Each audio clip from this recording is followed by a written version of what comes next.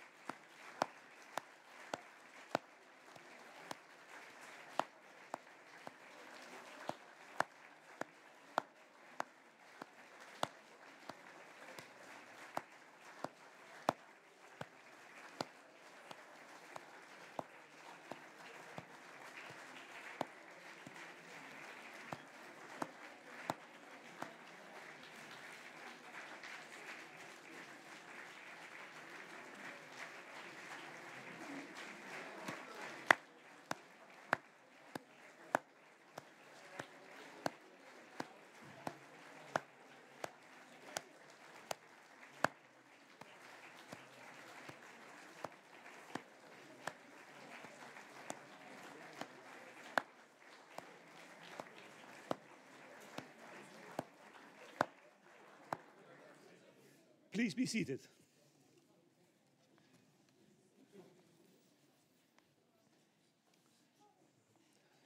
On behalf of the board of the John Stuart Mill College, I all bid you a warm welcome to this festive event of the graduation of the 2022 cohort of students, the COVID cohort. I have one announcement to make. They're going to be the pictures will be taken from this ceremony. If you feel that you don't want to be on one of those pictures, we invite you to be seated in the left corner in the back there. There, the photographer won't take pictures of people who are seated there. So please take the opportunity if you feel you need it. The official opening speech will be given by my dear colleague, Professor Lieven de Kok, who is the Dean of the John Stuart Mill College. I might also say a little bit about who I am. My name is René van Woudenberg. I am the chairperson of the examination board of the PPE program. So I've seen many names and very few faces of the PPE students, but still I'm at a distance, I'm involved in this. I'm a professor of epistemology and metaphysics in the philosophy department. And my colleague, Lieven de Kok, will now address all of us.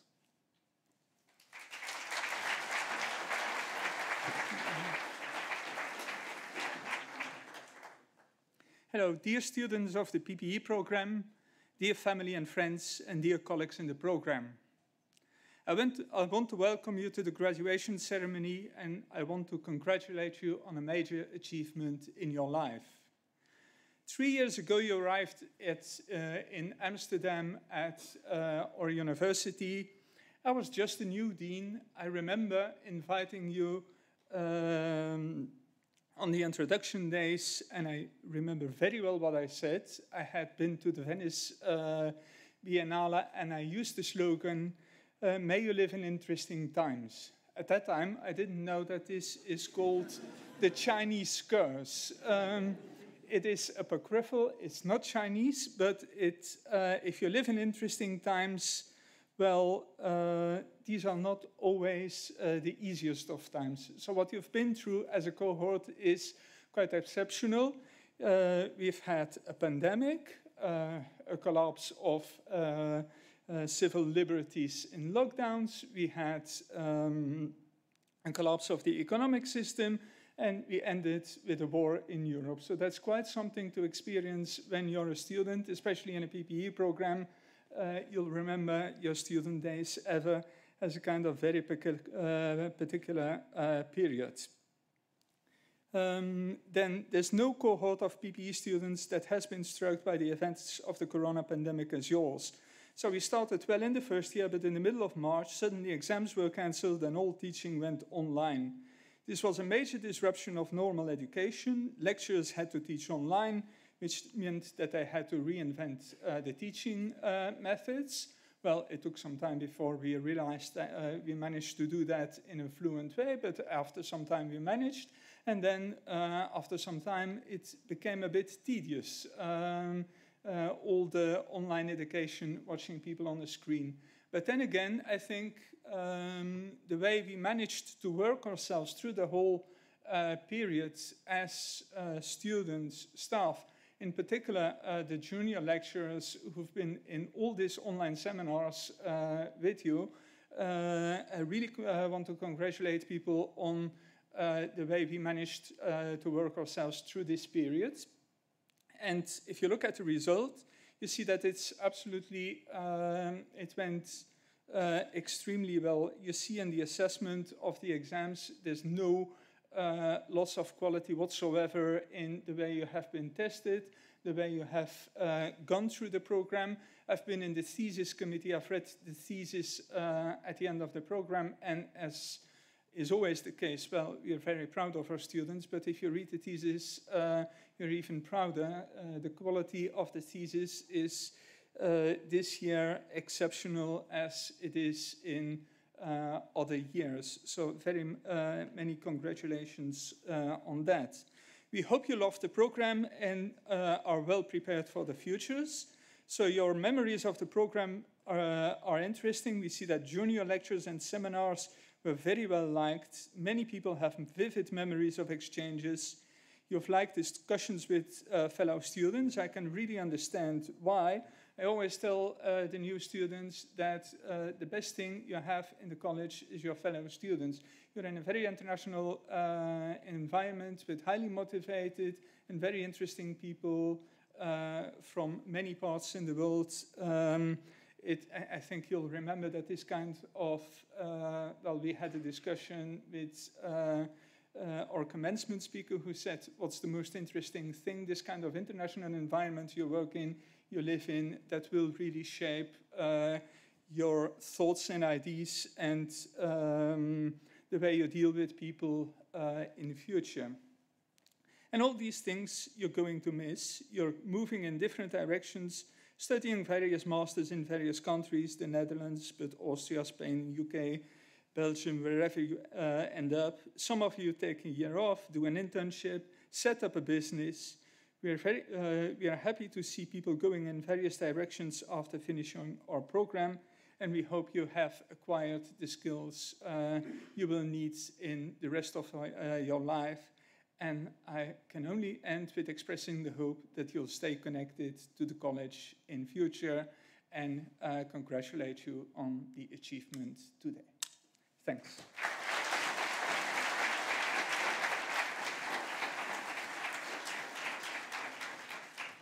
There can't be a graduation ceremony without a commencement speaker. This year's commencement speaker is Marieke Koekoek. She is a member of parliament, and she is a member of the political party Volt. Her responsibilities include foreign trade and development cooperation, justice, agriculture, nature and food quality, social affairs and employment, kingdom relations and public health, welfare and sports.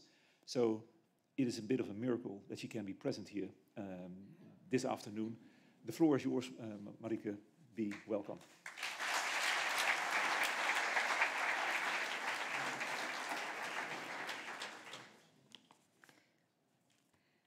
Thank you for the kind introduction, and I wasn't half as busy as you probably have been these last few years, so I'm not complaining. And well, let me start by congratulating you all, obviously. You did it, you have made it, and this is not a small thing, especially considering you have spent most of your college years during a global pandemic. And don't worry, I won't talk too much about COVID, but know that my admiration for you is great for struggling through these years and graduating in such fine terms as I just heard. You've made it here, and your friends and family are sitting here beside you, proud of how far you've come, as they should be, and proud of the person that you have become. But today is not only about how far you've come, about the past. Commencement means the beginning of something. And some of you are now pursuing a master's degree, some are doing traineeships, have found a job, others a gap year to discover more about the world and about yourself. But whatever choice you've made, you will be confronted with a reality outside the safe walls of this very fine institution. And you will be tested on your ideas, your values, and your steadfastness in defending what is important to you. Your degree, philosophy, politics, and economics, gives you a unique advantage to this challenge. Your career path was not set out for you when you started these studies, and it might have become a burden. I'm sure that you have been confronted with the question, that existential question, what do I want to do with my life? Either you asked it yourself, maybe your parents did, or a nice uncle or aunt asked you this question on the birthday party. And let me give you some advice today. Instead of treating that question as a burden, which it can be, one that maybe fills you with anxiety and doubt, you should take it as an advantage, an opportunity, a strike of luck. Your degree has given you something that others have not, an opportunity to discover not only who you are, but to think about how the world could be. You are not only idealist, and I think the society needs a lot, many more idealists nowadays, but you are actually equipped to implement change, to come up with real ideas that could change society for the better. And you will need these skills, because unfortunately, you are part of a generation that is graduating in a time when the world faces the most profound challenges. Interesting times, as was said. The war raging in Ukraine, climate change, rising economic inequality across the globe, and a growing number of attacks on values that we have established together a long time ago. Think of shootings in Sarajevo or Oslo in LGBTQI bars, the murder of Mahsa Amini in Iran, the prosecution of critical journalists and NGOs in Turkey or Belarus, or the rise of disinformation campaigns and extreme right rulers in the EU. And these are symptoms of divisions and dysfunctions that plague our political society and our system.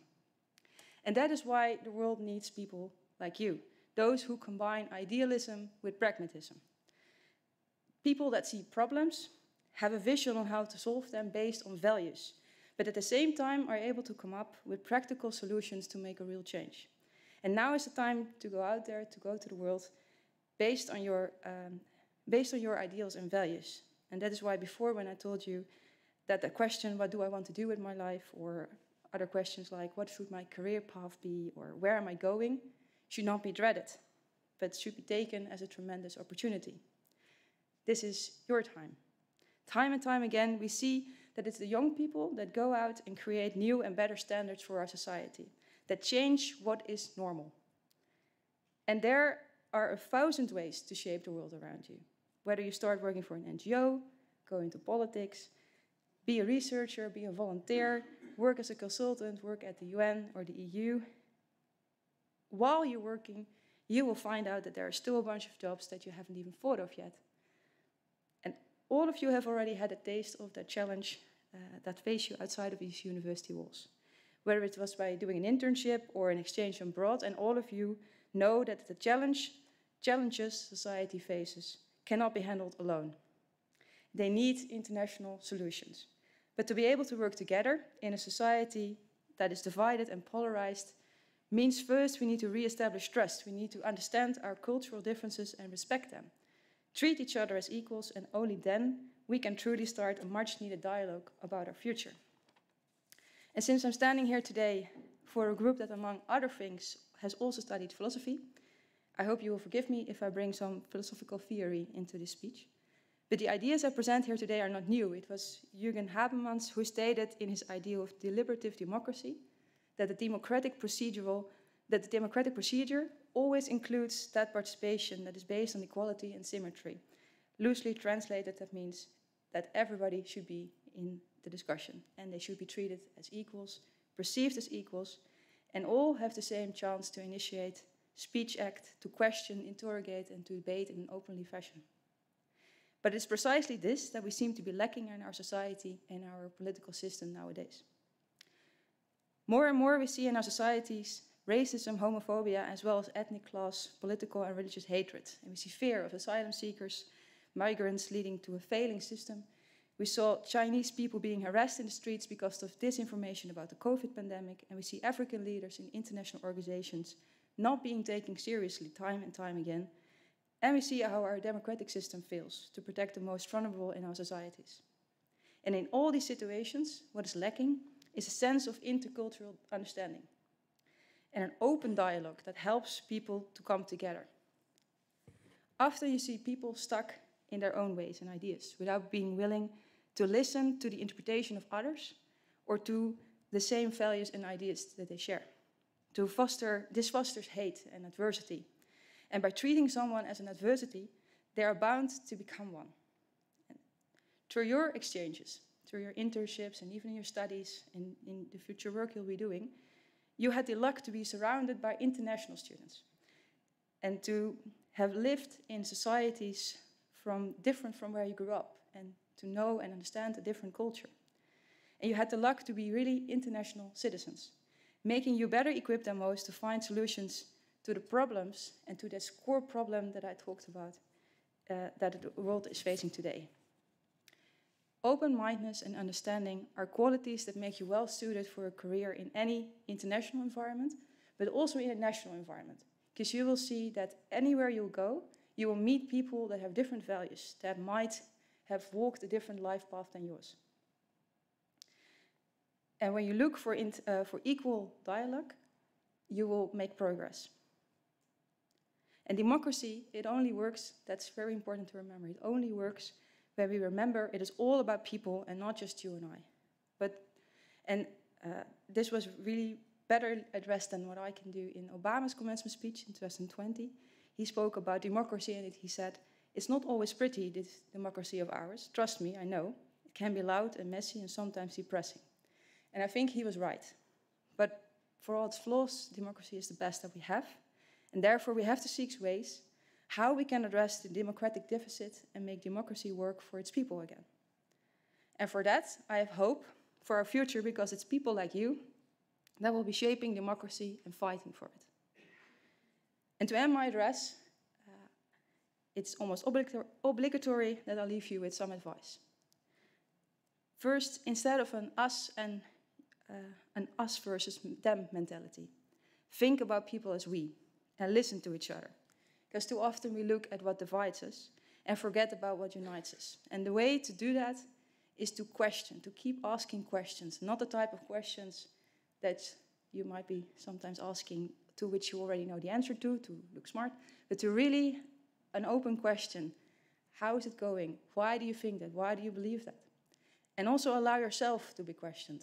Not the person that you are, but your beliefs and your values. And through questions, we really connect with each other. So that's the first advice I will leave you with. The second advice, challenge your own ideas, but trust your values.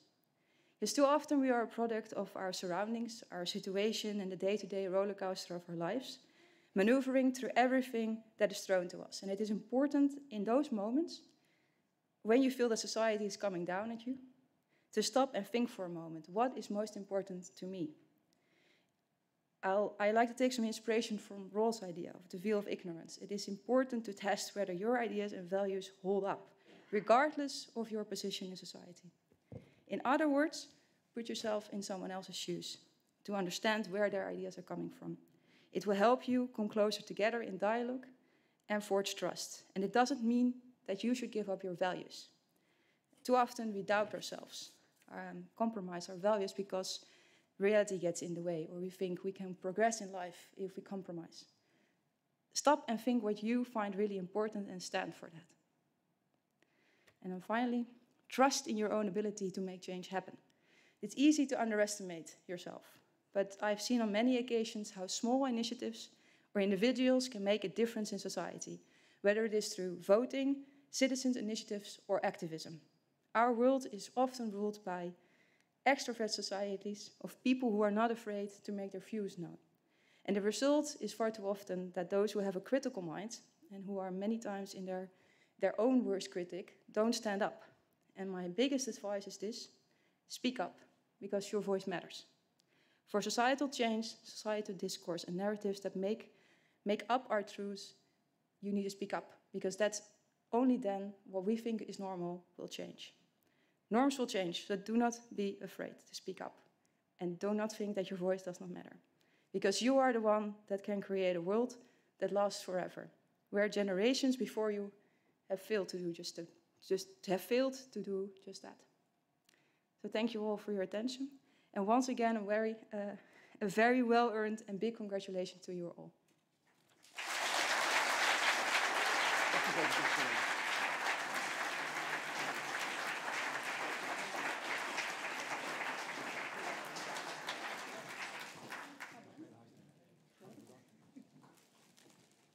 So thank you very much, Marieke, for this wonderful speech. The next item on the program is the actual handing over of the diplomas to you. And the way we're going to proceed is as follows. I'll call the name of a bunch of supervisors, starting out with Phil Robichaud, and then the students that were supervised by him are invited to take a chair in front of the audience, and then Phil will give a 1 minute laudatio on each person, and at the same time something about you will be on the wall, and I invite the students who are being for whom the laudatio is going to be given to stand up here, and then I'll hand over the diploma. It's all been signed, so that can be a smooth and a quick thing, because that's good thing because we are with so many. So I now like to invite Phil Robichaud and the 4 students that he supervised in their thesis.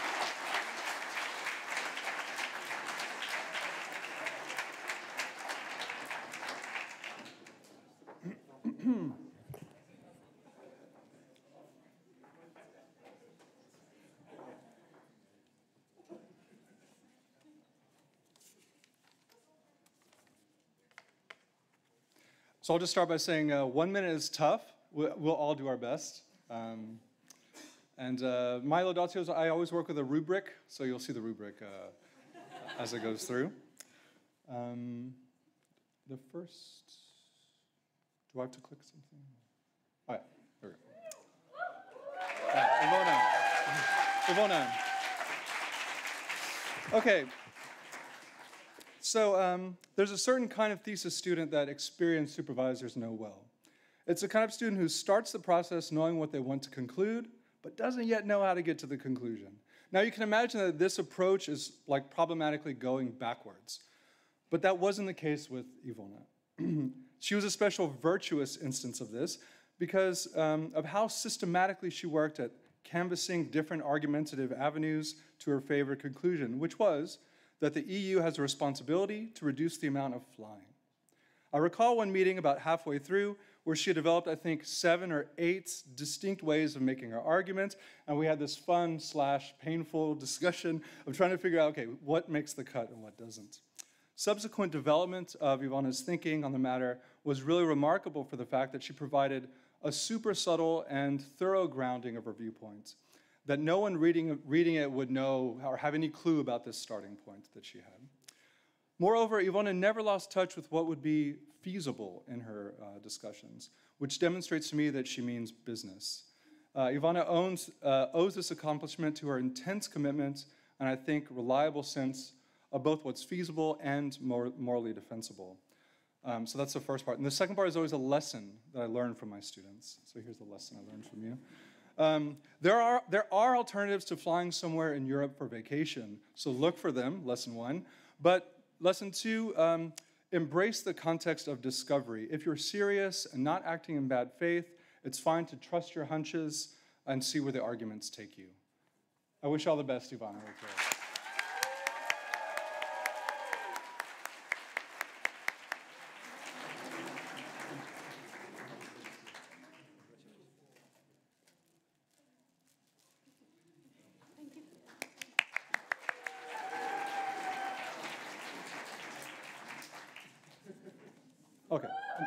Okay. Amalia. There's a certain kind of thesis student that experienced supervisors know well. It's the kind of student who barely needs you. The reason they barely need you isn't because they're egotistical or arrogant. Rather, it's because they're driven, unintimidated, creative, curious, and they have sharp research instincts. Amalia certainly has this constellation of traits, and this made the experience of working with her sort of like giving an artist just colors, and then you see that they create this nice painting. Amalia's thesis took existing discussions about what our individual obligations are with respect to informing ourselves about the harms of climate change, and she extended them to this collective context. With admirable precision, she demonstrated not only that firms, organizations, and other groups have responsibilities to know how to limit their contributions to climate harms, but she developed powerful and original arguments for what grounds these obligations. If we're to believe Amalia, and we really should, firms and organizations not only have an obligation to inquire into relevant facts of the matter, but also have obligations to communicate with what they find with each other. These powerful and original arguments could very well be the basis of something publishable, and it's a real accomplishment to be doing that kind of work at the bachelor's level. I expect that the personal qualities that made this thesis possible will serve you extremely well in the future. Okay, lesson. It's possible to be both extremely engaged and extremely calm. Amalia's demeanor throughout this somewhat intense thesis trajectory that we have was a sight to behold. Always calm and measured, but always super engaged. Thanks for demonstrating this possibility, and I wish you all the best in the next step.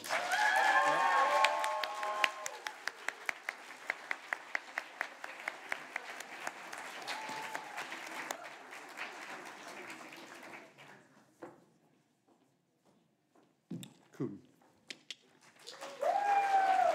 Thank you. So there's a certain kind of thesis student that experienced supervisors know really well. It's the kind of student who's intensely self-aware and knows when to follow their supervisor's lead and when to follow their own instincts. Kuhn's project, undertaking an ethical analysis of migration that's the result of climate change, is extremely important, and it hasn't received as much attention as it deserves. Early on in the process, Kuhn was interested in the admittedly interesting conceptual question of what a climate migrant was. But I suggested that with his PPE training behind him, that he was up to far more than just this semantic discussion. And Kevin responded to these nudges of mine in a really constructive way and delivered a thought-provoking and really powerful defense of what reparative justice requires of countries who have contributed the most to the circumstances that will result in mass international climate migration. Kuhn's open-minded yet focused approach to his research was really cool to witness, and I hope that you draw from this in future work of yours. So a lesson, don't fear broad research questions. The bigger questions often match up with more important questions, and with some grit and ingenuity, you can really make some headway on them. Congratulations, Kuhn.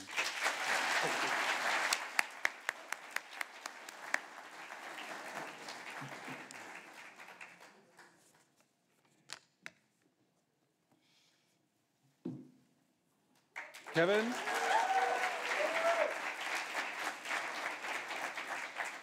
Okay, yeah, you know, right? So there's a certain kind of student. This one, it's the kind of student that pushes you out of your comfort zone in a way that's exhilarating rather than worrying as a supervisor. In Kevin's case, he was interested in the implications that finding oneself in echo chambers, which are environments where beliefs about important topics such as the reality of climate change are rarely subjected to challenge or critique. So he's interested in these echo chambers and the effect that has on how blameworthy one is for having false beliefs about the relevant topic.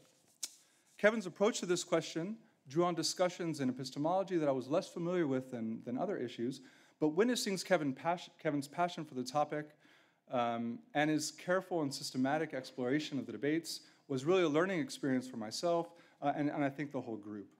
And the results of the thesis speak for themselves. I suspect that the combination of Kevin's interested in everything attitude, together with the high standards that he has, that will be an asset in whatever you do going forward. And the lesson I learned from Kevin, don't fear the unknown. Genuine curiosity and a critical mind reveal new research pathways that would be obscured by timidity.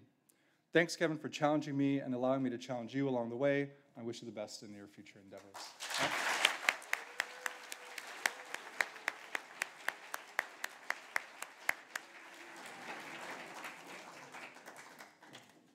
So now there is this important Tessel moment. So this is a tradition that you move from the right-hand side, this, how do you call it? From the right to the left.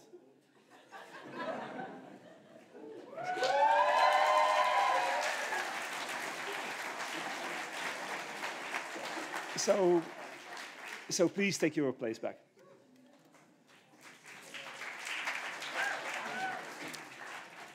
So this allows me, this short moment allows me to say something about what every student is going to take away from the Free University, which is this collecting box.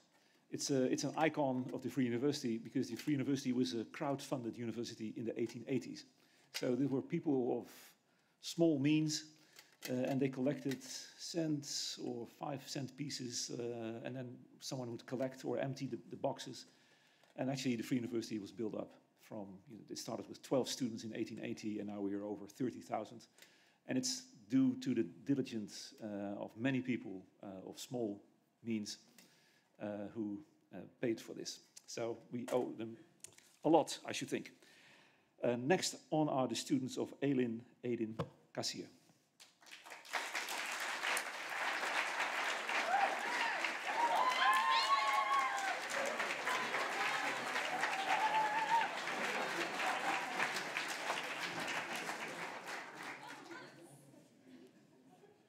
I wish I was Phil's student because he made such long and beautiful laudations. Mine are very shorter. I'm so sorry from the beginning, but I want to tell you that I will miss you all four of you very much, and I liked all our discussions. And yes, so let's start. Yes, nice.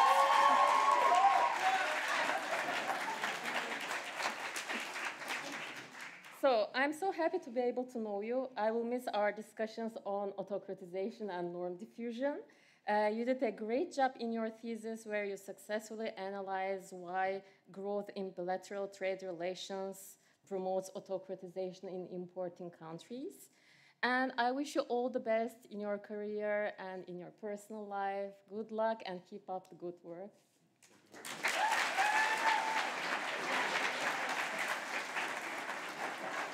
Your diploma.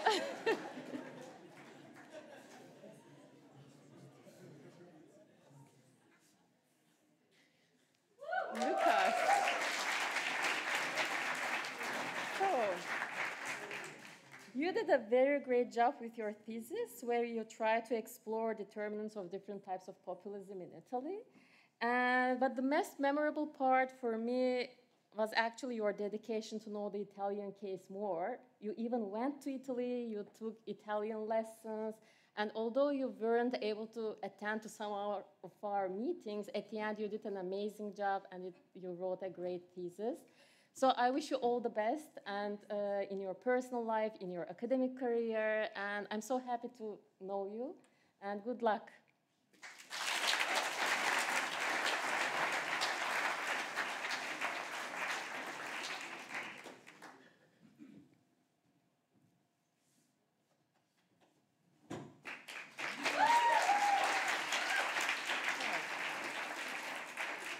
So you did a very great job with your thesis where you analyzed the conditions under which membership in regional organizations is contributing to the survival of autocratic systems. And I liked it very much. And I really congratulate you for that beautiful thesis and wish you all the best in your academic career, in your personal life. And I'm really so happy to know you.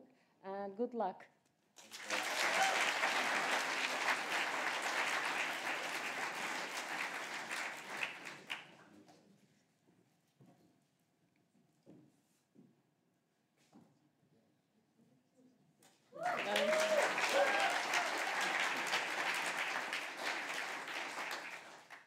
Finally, Nina.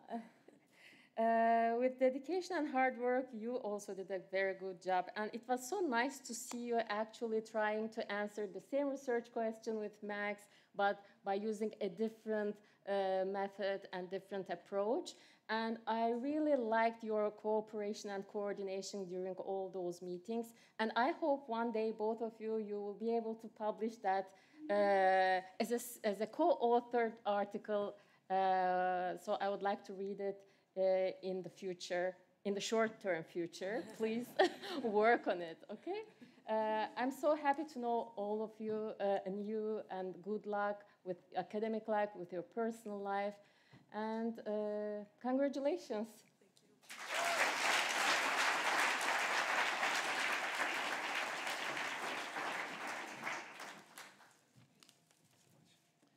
So now again, there's this turning of the tassel moment. Yeah.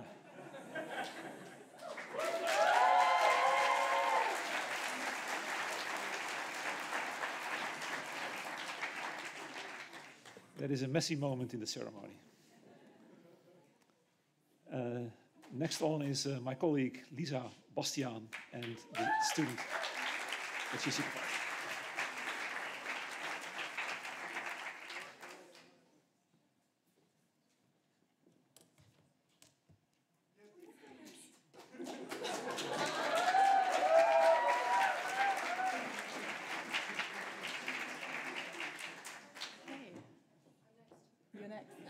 You're not up yet. Yeah. That is not Martine. It's good to see you. So Martine was part of the remote supervision group, hence only one person being here. So this is the first time we actually see each other in person. It's lovely. Yeah, the title of Martine's thesis in no way hides her ambition. You have it up there. For an ontological pluralism in the Anthropocene, renewing the human-non-human relation. Quite a mouthful. So instead of making her life easy and choosing a topic from within the well-trodden paths of PPE, Martine took on the challenge of criticizing and revising the very way in which we think of ourselves and the world around us. She did not shy away from tackling complex concepts such as the Anthropocene, ecocentrism, and planetary thinking, which often lack clear definitions. In her thesis, she impressively weaved her way through a jungle of different literatures, traditions, and disciplines, until she presents us with a wide-ranging conclusion and a proposal for how to, and I quote, renew the human-non-human relationship in a way that is adequate to the crisis of the Anthropocene. Working with Martine has been very instructive and fruitful. I was very impressed with her courage to take on the big questions and by her refusal to be limited, in part by me, to the methods and traditions of only one discipline. Throughout our many discussions, in which I inevitably tried to convince her to bite off smaller chunks, she would bite off bigger chunks. She stayed true to herself, her idea, and it was fascinating to see her line of argument emerge and grow stronger. Congratulations.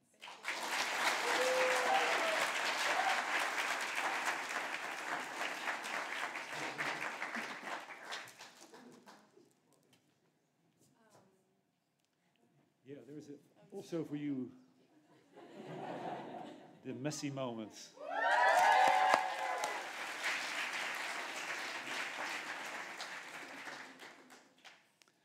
Next on is Justin Bernstein and their students.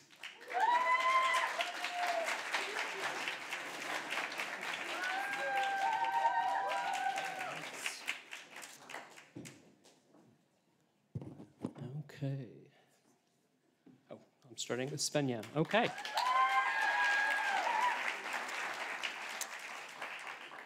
Svenja's thesis begins by considering the oft-expressed worry that the EU's decision-making processes are insufficiently democratic, and therefore the EU lacks legitimacy. Svenja replies that this concern is misguided for two reasons. First, we should assess the legitimacy of the EU in terms of the epistemic virtues and vices of its policymaking processes rather than its democratic virtues and vices. And second, we should doubt that the EU would be epistemically better off if it were more democratic. Svenja provides a convincing defense of these ambitious and provocative claims by creatively integrating several distinct literatures that have never been brought together before. Literatures in political philosophy, legal philosophy, and political science. Ultimately, Svenja wrote the most impressive undergraduate thesis I have ever read.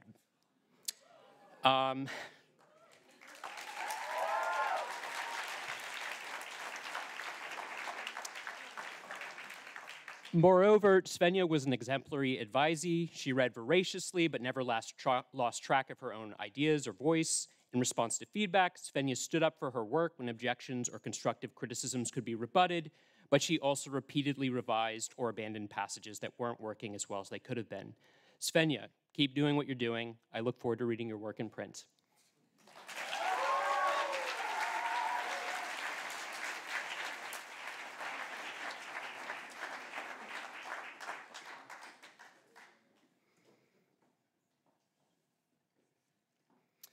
Sebastian.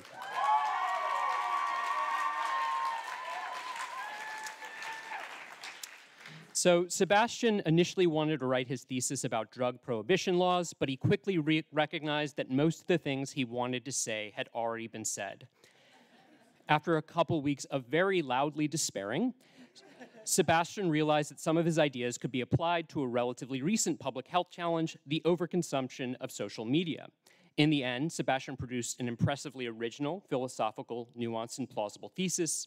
In it, he explores policy measures that could do better or worse at preserving social media's function as a forum for individual expression and political speech, while also protecting individuals and populations from the horrors of overconsumption and addiction. During our meetings, I enjoyed Sebastian's down-to-earth demeanor and sense of humor. These traits have been immortalized in the acknowledgement section of his thesis, where at one point Sebastian considers thanking God, but opts instead to thank myself, without whom this thesis would never have been written. Thank you indeed, Sebastian.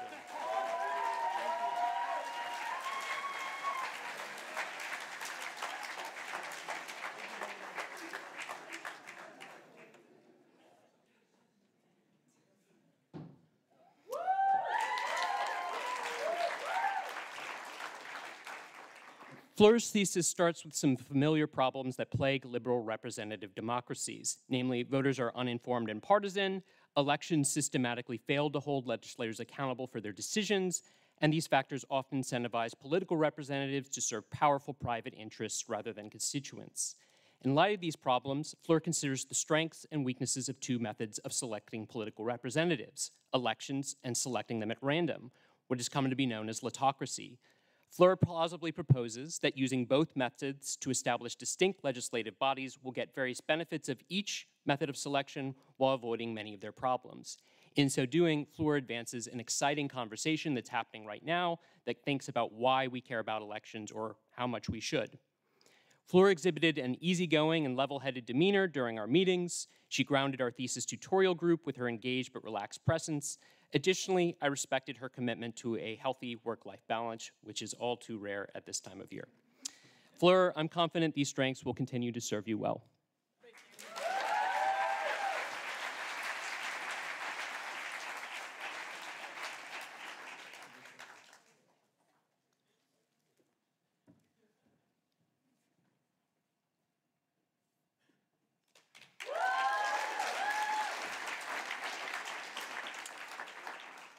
Eveline's thesis focuses on how policymakers should attempt to help prevent people with substance abuse issues from relapsing.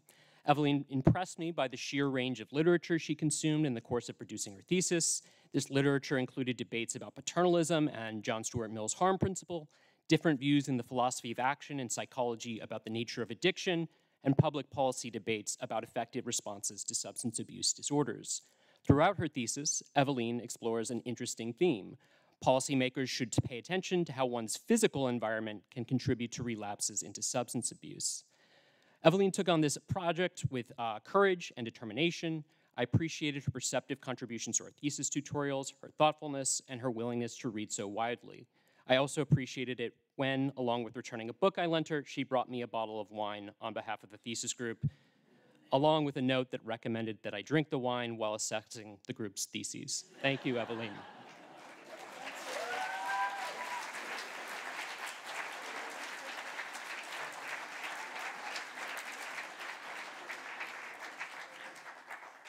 All right, let's have this messy moment again.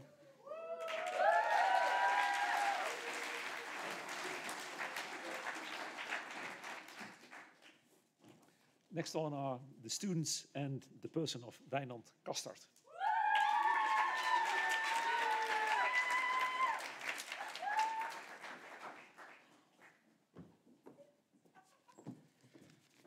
Hello, everyone.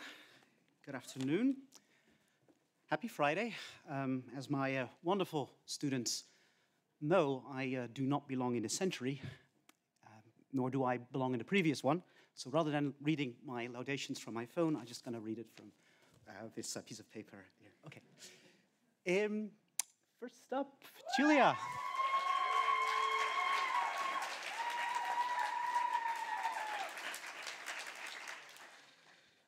The text of the laudation that I'm about to deliver was set in stone several weeks before Julia submitted her thesis, and she knows it. Because at the end of that epic 7-hour-long Zoom session in May, Julia and I both noted that that meeting was one for the books. So why the long meeting? After all, Julia combines a clear, creative, and critical mind with an impressive work ethic. What could possibly go wrong? Well, how about relying on that Mac computer? You know, the one with the unusual file path conventions? Yet in the end, we were able to figure out a workaround to make sure the code in your script files would run smoothly. In fact, Julia's diligence and intellect yielded the completion of a terrific thesis which investigates whether and how trade links with the US and China shape Latin America's foreign policy objectives. Now, I've been in this business for several years now, and your undergraduate thesis is the best research project that I have ever supervised. Julia.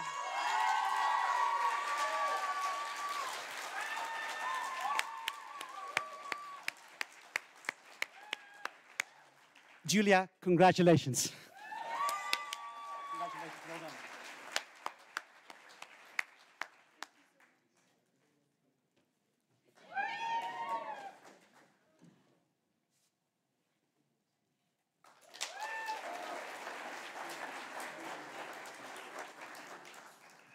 Well, I guess I might as well say something about Eugene's computer as well.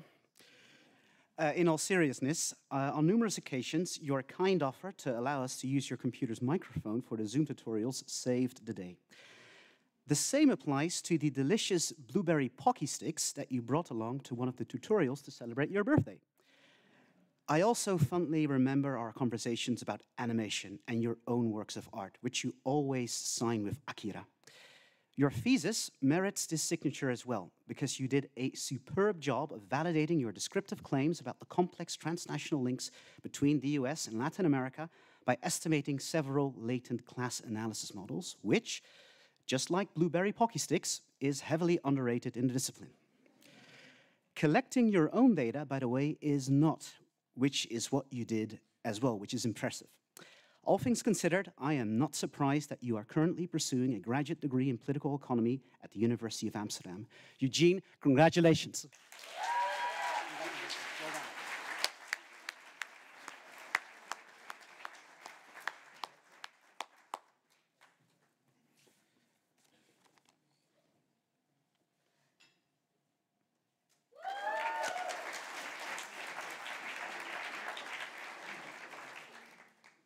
If I had to guess, Linda pretty much knows what I'm about to say. That's because Linda is always several steps ahead. Consider, for instance, the detailed description of her preferred research topic that she submitted before the tutorials even started. Or Linda's slick presentation at the department's annual conference in which she showcased an impressive range of tables and figures from her research, all based on independent coding. Staying ahead of schedule throughout the entire thesis trajectory also allowed her to assist the other students in our group with finding and combining appropriate data sets. Indeed, well before Linda submitted her outstanding thesis, which examines whether and how international exposure to Chinese linkage and leverage shapes democratization outcomes in Southeast Asia, she received an offer of admission from the graduate program in economics at Erasmus University Rotterdam. Linda's timely interventions during seminars were also remarkably effective. Her concise, incisive comments and questions often put the discussion on its head, or reminded me that it was time for a break. In a word, she's a true professional. Linda, congratulations.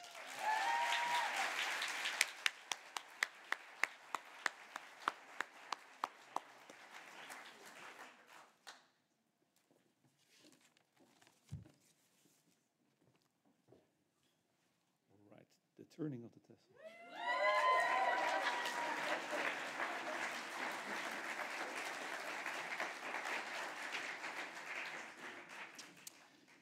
Now I'd like to invite to come to the front the students of Liberty Chi.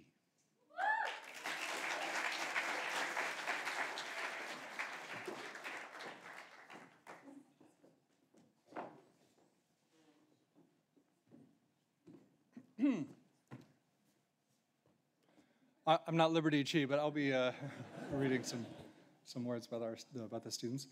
So regrettably, we were unable to actually get some laudatios from Liberty, but as thesis coordinator, I have access to all the assessment forums, and so I was able to read all the glowing stuff that was written about you in those assessment forums, and I'll summarize some of that for each of you. Yeah. Thumbs up.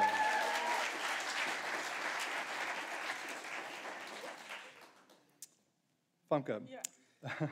The thesis does a good job at explaining why it's important to recognize the role that toxic masculinity plays in legitimizing the far right's climate change denialism.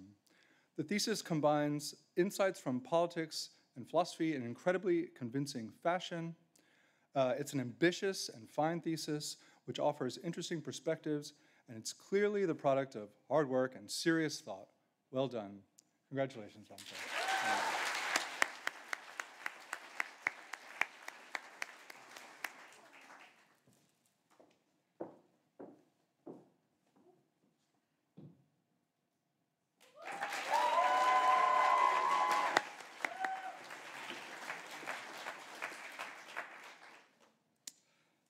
Maria made a very clear contribution to a specific and wide-ranging set of literatures.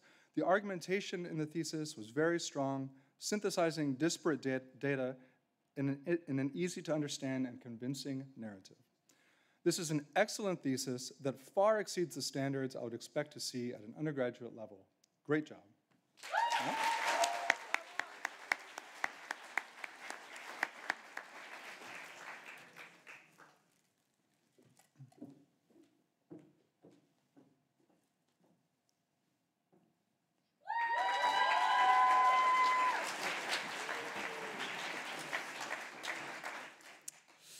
Cecilia, this is a superb thesis that is well above the standard that one would expect for an undergraduate degree. The argumentation is incredibly strong, easy to follow, and convincing. The thesis does a great job at carving out a very precise and valid gap in existing literature that it seeks to fill. It makes a considerable contribution, and with some adjustments, could even provide the basis for publication. Congratulations, Cecilia.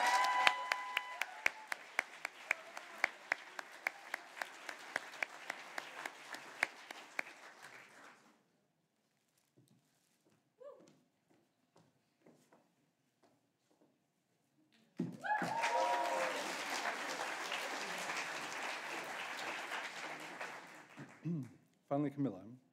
Considerable effort was taken in this thesis to demonstrate the wide-ranging implications of its findings. The societal implications were addressed extremely capably. This is an excellent thesis of which the author can be proud. She tackles complex subject matter and makes an obvious and significant contribution to knowledge. Great job. Yeah.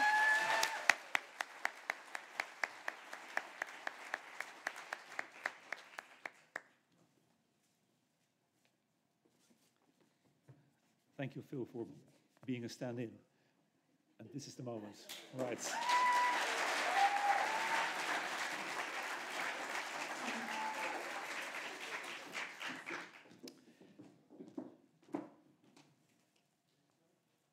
Lieven de Kok and his students.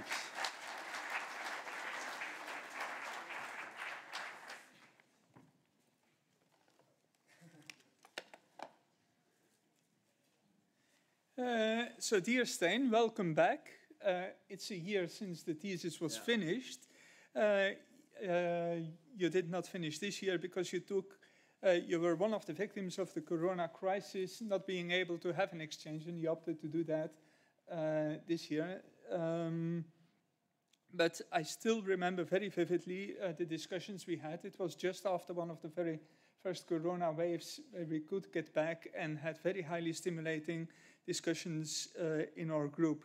You took a very interesting topic and highly important. You started with how can I have investment policies for climate change, and you ended up with the possibility of leapfrogging towards renewables in Africa. If that's possible, that would be a major solution for a lot of the climate problems. You took the most recent literature, had a kind of very clear analysis connected to the social development goals and got a very nicely, very well argued, balanced thesis on, as I said, an extremely important topic. Very well done. And congratulations with finishing the degree after your stay in Prague.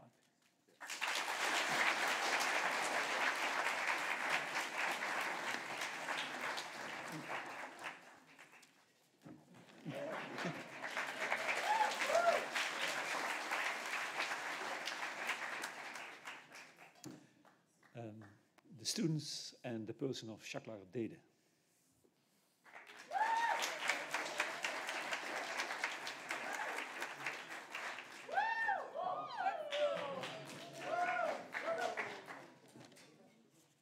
Do I click on something?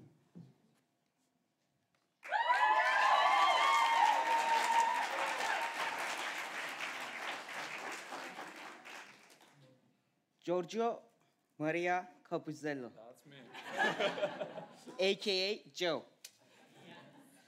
Throughout the thesis trajectory, Joe had a lot more on his plate than his peers, since he had a couple of other remaining courses to pass. But despite his hectic schedule, he would always be a very energetic, proactive, attentive, and smiling participant in our thesis group meetings. As his thesis project, Gio passionately wanted to critically analyze the in and outs of the so-called Chinese debt trap in Africa, which is a politically charged topic and a subject of ever-increasing media attention. Though I was initially hesitant, it proved to be a very fruitful and exciting research topic, leaving aside the academically rather uninteresting Evil China, Good China commentaries. Gio has successfully written an impressive thesis on the conditions under which foreign aid can and cannot contribute to human flourishing in Africa. I am delighted to hear that Gio will pursue a master's in international studies at the prestigious London School of Economics, which is a great next step and a perfect fit for Gio's research and career passions. Congratulations, Gio.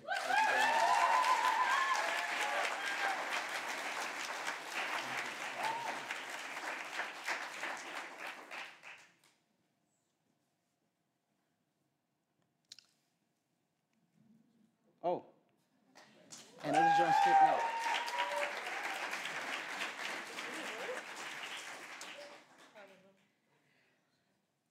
Inspired by the book we have read on the philosophy and the sciences of well-being, Sophie wondered how to make sense of the fact that different scientific studies reach conflicting results on how higher education contributes to people's well-being.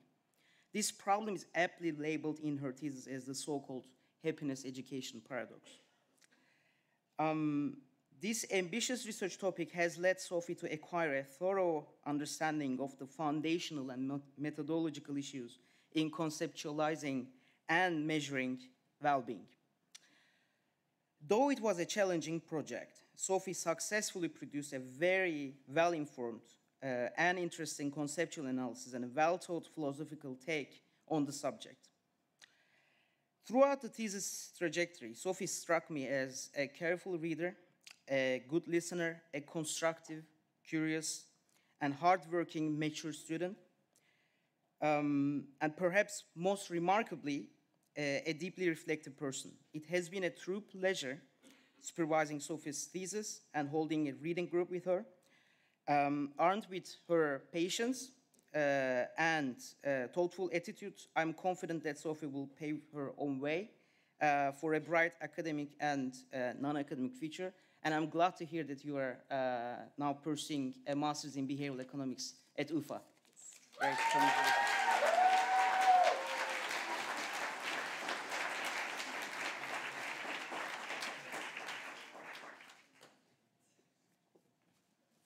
One, two, three.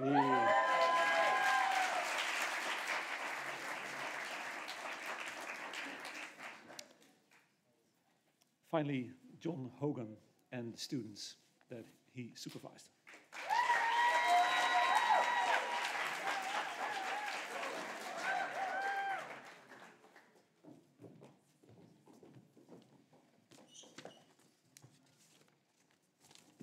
Thank you very much.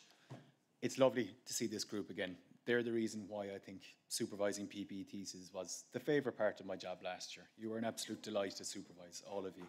You made... I look forward to all of our conversations every time, and it's lovely to see you all here again. What button do I press?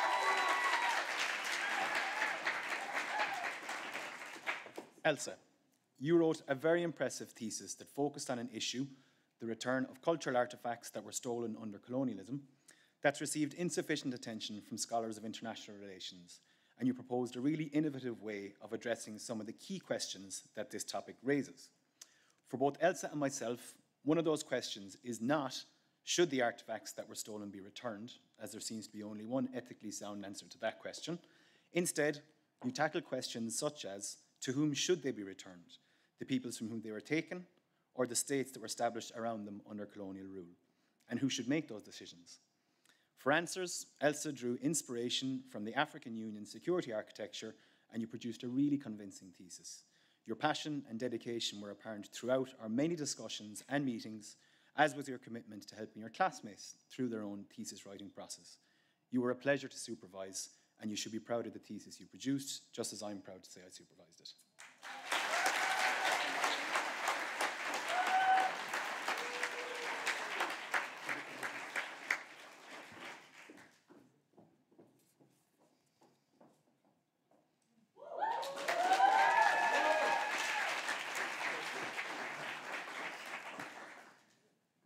For his thesis, Nyorshani, who most of us know as Jani, examined whether there was a connection between the rise in violent insurgent groups and the extraction of natural resources in Cabo Delgado, Mozambique.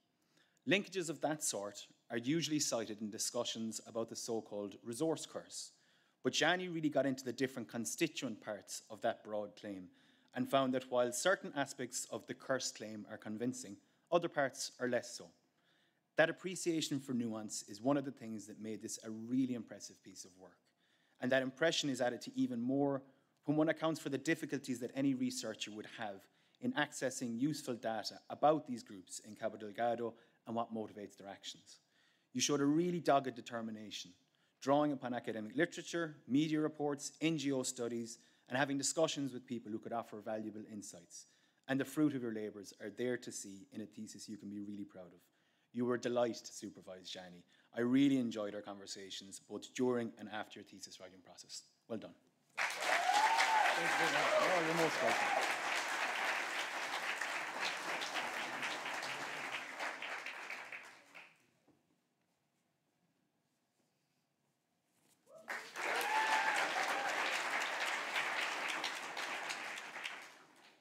Elena. There's so much to admire about your development of your research idea and the writing of your thesis. You tackled an issue, how to measure and understand the efficiency of microfinance institutions in Africa, that required the creation of an original conceptual framework, and you also had to work with fairly scarce data. These are both daunting challenges for any researcher, but you threw yourself at them with enthusiasm and earnestness, which really impressed me throughout. At times, you had some doubts about the viability of your ideas, but those sorts of concerns are just as much a part of doing a thesis as writing a title page or a bibliography. And because of your determination, resilience, and creativity, you worked through all of those potential obstacles to produce a thesis that you can be really happy to put your name to. I'm delighted to see you here with the rest of your thesis group, getting recognition for all of your hard work, which is most deserved. Well done.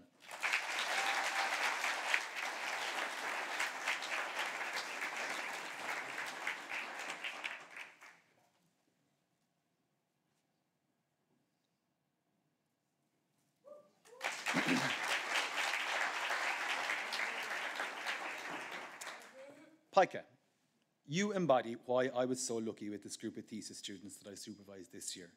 Each of our group sessions were so enjoyable because of the spirit of discussion, and you were always in the thick of it, giving serious and thoughtful consideration to your classmates' ideas and advancing many of your own. And through those discussions, you arrived at the topic of river sharing problems and how they're affected by the stability of the regimes that oversee those rivers. You're one of those students that gives me an ultimately good kind of anxiety, because although you might not hear from you for a while, when you do turn up, you'll have 10 new ideas and have written several thousand words. And very often you put together those words to engrossing, illuminating, and convincing effect, resulting in a really fine thesis of which you can be very proud. It's all the more impressive that you did this while balancing college work with a job at the Heineken Brewery. So now that the thesis is finished, you're going to have to bring me on a tour.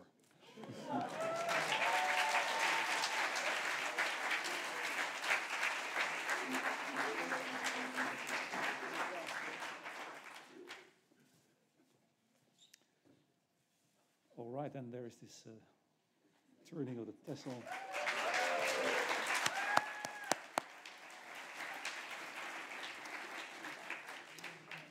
This concludes the first part of this festive meeting, and we now move into a break, and there will be some drinks being served to all of us.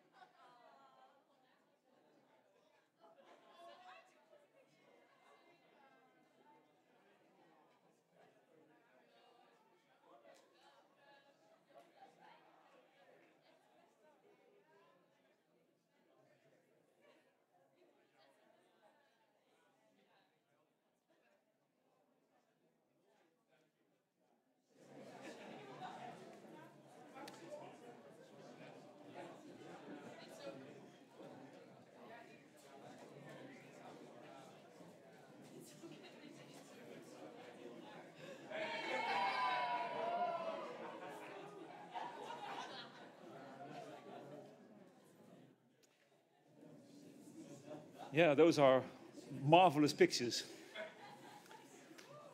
So we resume the official, the second part of the program of this festive activity.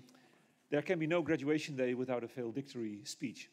The procedure for selection has been like this. Certain people have announced that they would be interested in giving such a farewell speech on behalf of the whole cohort. And then there was a voting system, and the person who was voted with, I think, 66% or 67% of the brought out was Zani Mazive.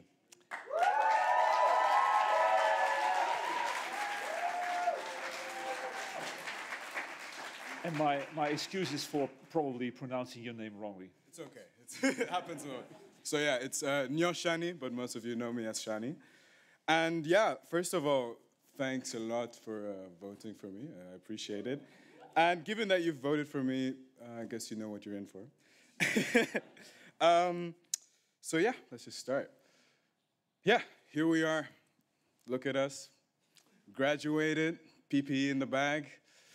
It's time to update the LinkedIn profiles and the CVs, huh? Politics, philosophy, and economics, bachelor's at the VU. Done. Congratulations.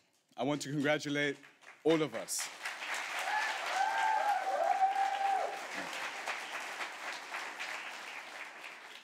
I want to congratulate, celebrate, and revive some memories.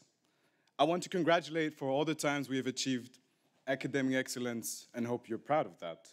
But I also want to congratulate for every time we've managed to balance the fine line of a fun social life and a demanding curriculum. I want to remember and celebrate and congratulate all the times we might have felt a bit stressed and overwhelmed. I want to congratulate all those who faced resets, right?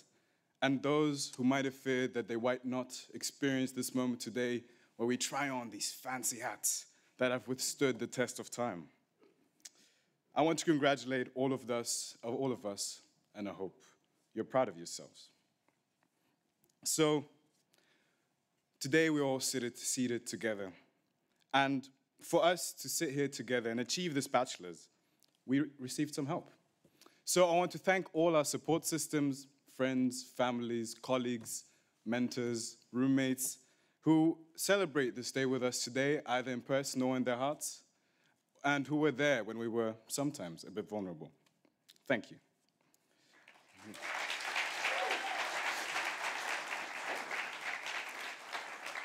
I want to thank the college staff that took care of all the processes happening in the background.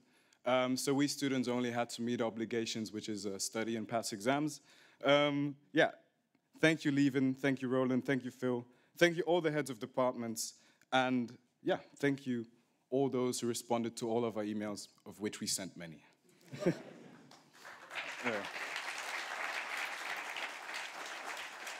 Now, university is the place where we dive into the academic world, right? We start to become semi-academics, we become academics. And therefore, I want to thank all the lecturers that shared a piece of their intellectual cake with us and, yeah, let us grow in our knowledge. And last but not least, I want to thank the judo lecturers. It was your teaching styles that, yeah, shaped our PPE experience very much, ranging from Akshat's theatrical appearances, making us question our deepest held assumptions in morality and ethics, to Marina's scrambled eggs that would make any logical proposition or equation more digestible. Up to Brian's never-ending patience. Thank you, Brian. Actually, we called our WhatsApp group PPE's Class of Brian. And yeah, today we're all seated here together. PPE's Class of Brian. Brian actually taught one of the subjects many of us feared, statistics. I feared statistics a lot, actually. But that WhatsApp group of ours has a profile picture. And on that profile picture, you see all of us seated together, similar as today, but in the lecture hall. And it was when we were writing our PIP5 exam. We were, for the last time, going to face the same exact challenges, the same exact questions in form of an exam. After that, we would all depart in our individual ways. And I remember that day very clearly because all of a sudden my eyes started tearing and I had an overload of emotions. And believe me, I've been nervous before exams, but this was something else. I realized that all of a sudden, a sense of gratitude and honor overcame me because we were all together in person and I looked around as I do today, seeing so many interesting, inspiring, ambitious, and intelligent people, of which I was honored to be part of. And all these individuals would soon embark on their individual trials and endeavors, may it be travels, may it be recovering or reviving 2 years of youth that we lost during the pandemic, may it be master's students, master's degrees, some at universities that I only heard in movies when I was growing up. Yeah. So, yeah, today we sit together, we're graduates. That day, we sat together and we were students. But the first time we sat together, we were being introduced into the world of the John Stuart Mill College. We were being introduced into PPE. Now, there's two things I remember of that day. First being, PPE was going to be a lot of more work than I had anticipated. A lot more. But we made it. And the second were the words of our dean, "May you live in interesting times." Now, in hindsight, it seems like world politicians, activists, and the first ever coronavirus of this pandemic listened to that speech. They all contributed. We did live in interesting times. During our studies, democracies backslid, and the youth raised their voice for Fridays for Future. The sentence, "I can breathe," opened many eyes to existing problems in racism and discrimination. We did live in interesting times. In March 2020, I was studying for a statistics exam. Up in the 4th floor, I was very nervous and scared. And all of a sudden, through the speakers, the voice said, the university would be closed for an indefinite amount of time. And I was happy.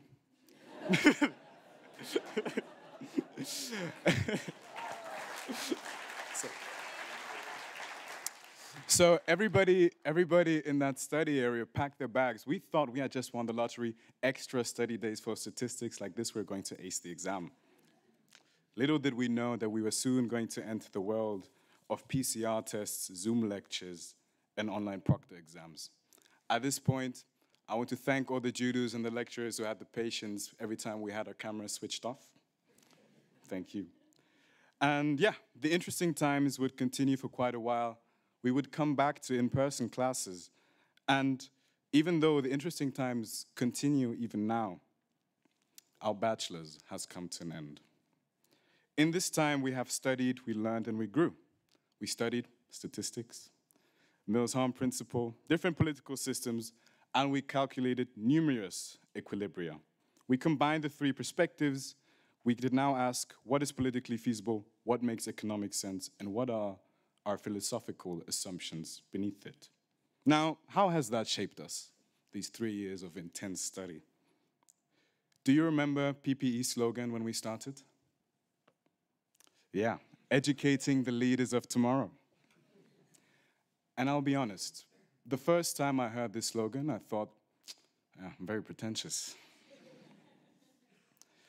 That was 3 years ago. Now, 3 years later, we have completed this program that promised us to turn into the leaders of tomorrow. And I must say, my perspective has changed. Now that I look at you as you graduate here, yes, indeed, I do see the leaders of tomorrow. Now, hold up. Not too fast. My understanding of leaders has changed. 3 years ago, when I heard the word leaders, I was seeing suited individuals running the arenas of politics, business, and holding high positions of power. Now, I still see that for many of us, don't worry. but now I actually see more. I see leaders of community, people who want to engage on the local level and care. I see leaders of conversation, those who push the ideas forward. And I'm talking about conversations maybe held on panels, but also in the streets, in bars, maybe even on first dates. I see leaders in the office. I see leaders in the office. I see leaders of family. I see leaders. Now, if you don't identify with what I just mentioned, don't worry. You're the leader of your own life. But I do believe PPE has given us the tools so we know where to look, what questions to ask, and what variables we have to take into account. Of course, this is not the end of the journey. We're only starting. We still have a lot to learn and to grow, but I do believe it's a good starting point. Therefore, colleagues, I do not wish you to live in interesting times. I wish you, or I ask us to lead in interesting times. Now, all this leadership talk sounds great, sounds nice, but you only have to turn on the news to see that many people who hold leadership positions today are actually doing a horrible job. Yeah. And as Akshat once said in the break of a seminar class, studying ethics does not automatically make you an ethical person. Therefore, colleagues, I do not only ask us to lead in interesting times, I ask us to lead responsibly. Leading according to our capabilities, leading according to our situation. And you can define that for yourself. Now, you may ask me, what does responsible leadership exactly look like?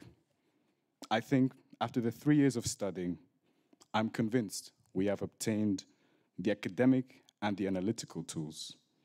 But we have to combine that with an honest look into the mirror, a reflection about the ethical implications of our actions, and then I believe we'll figure it out. So, may we lead in interesting times, responsibly, according to our capabilities, according to our situation. Let us take the wheel into our hands, even if the wheel is random. Thank you.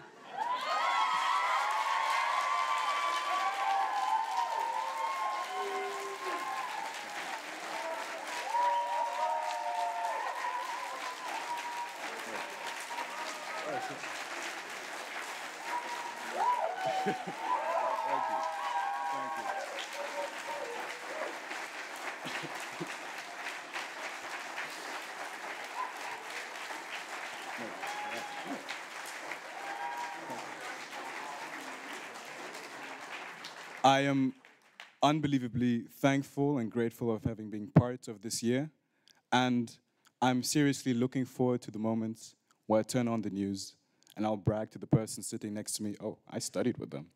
Take care, guys. Yes.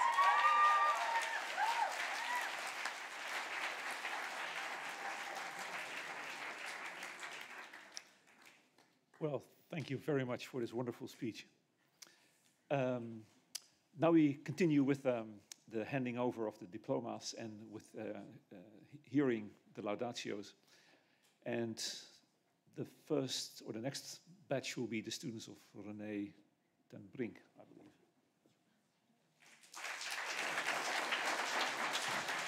Van den Brink, yeah.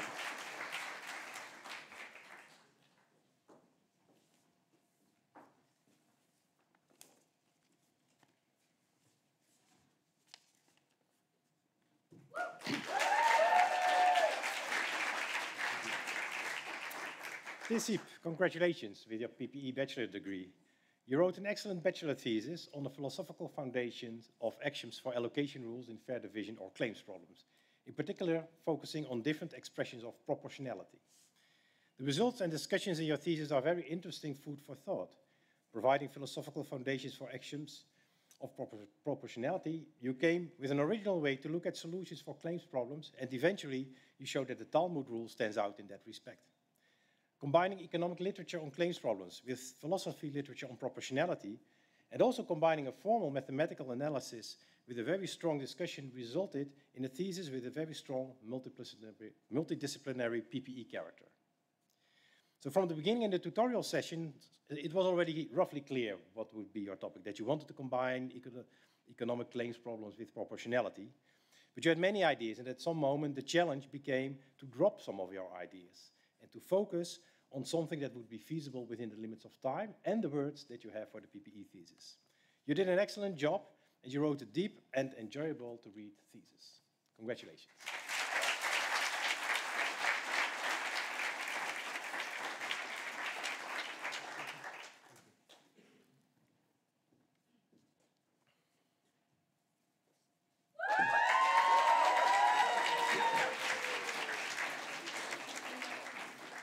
Dear Teresa, also congratulations with your PPE bachelor degree and with also an excellent bachelor thesis. Your thesis was on an enforcement mechanism for the Paris Agreement on climate change.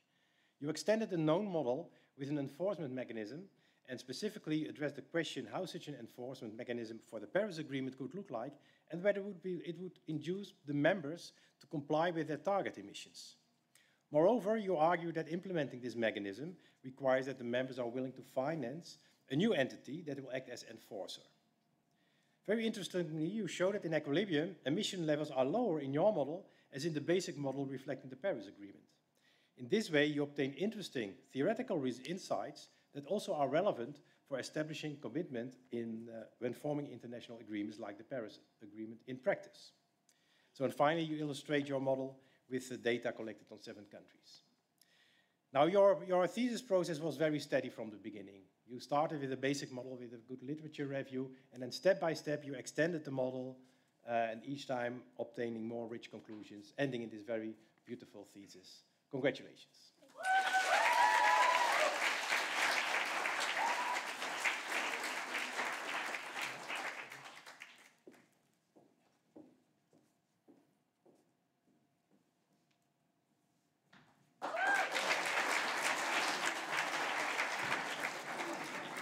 Bertin, congratulations with your PPE bachelor degree. You also wrote an excellent thesis.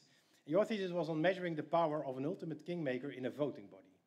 You were inspired by the case of Senator Joe Manchin in the US Senate, but you lifted the analysis in your thesis to a general academic level on ultimate kingmakers, and you treated the Joe Manchin case as a main case study in your thesis. You developed a definition of an ultimate kingmaker that allows to measure the power of such an ultimate kingmaker. So you illustrate this by analyzing Joe Manchin's Senate voting record, and this sharpens our ideas on kingmakers and ultimate kingmakers, which can help to understand political voting situations that have this type of agents. Now, you set yourself an ambitious task to get a good definition of an ultimate kingmaker that reflects conceptually the idea that you had in mind, but also gave a concept that was measurable, where the power of an ultimate kingmaker could be measured, so that you can identify and analyze the impact of such an agent in the voting process. Now, you struggled in the beginning of your thesis, but then at the end, the last weeks, you made everything fell together. And suddenly there was a beautiful thesis, the texts were very good, very clear explanations. And as I said, very relevant for political science as well as economics. So congratulations with your excellent thesis.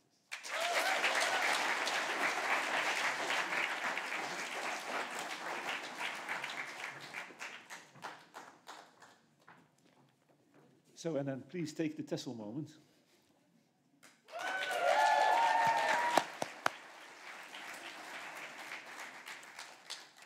Next, I'd like to invite to come up front the students of Menuj Kajavi Pur.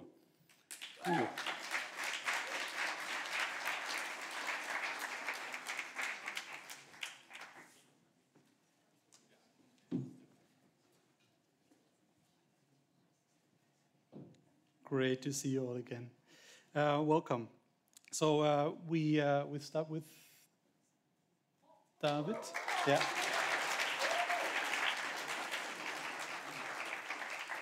David is a student who travels in the footsteps of several Nobel Prize winners when combining literatures on loss aversion and other regarding preferences. He programmed his own online experiment, ran his own online experiment, and analyzed his data. which was really, really a great contribution that in principle fills a gap in the literature and could be, if he wishes to, be published in an academic journal. Really outstanding work. In our tutorial groups, David was always very helpful to his fellow students, thinking along and contributing to the whole thesis process, not only for finding his own topic, but for finding topics on helping others to find topics for themselves as well. So that was really, really appreciated. David, I congratulate you to a great thesis, which highlights your love to important academic detail that others have missed so far in the literature, including many professors. Whatever your plans for the future hold, I'm sure it will be bright. Congratulations.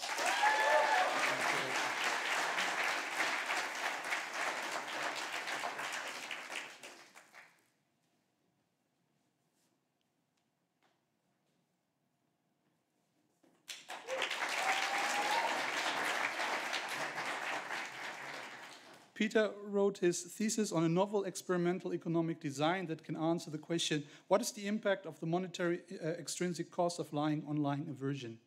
That might sound very technical, but we had, I can tell you that we had really good conversations about how this can actually be implemented, how this can be designed. And again, it was a really, really fun time and really interesting to come up with this design and to advise you on this design.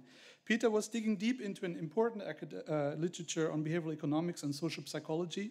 And I can imagine that, now I have to see what you're doing, a master's, yes. I can imagine that a master into this direction will be a great fit for your talent if you choose to go down this road, which you apparently do.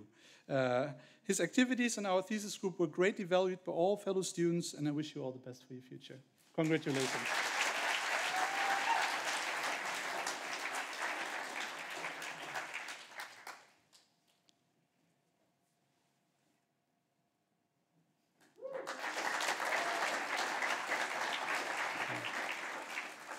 Sterre wrote her thesis on a primary attempt at observing the aversion to being lied to. Another topic that might sound a bit strange, but it's actually a very, very overlooked topic in an emerging literature in behavioral economics.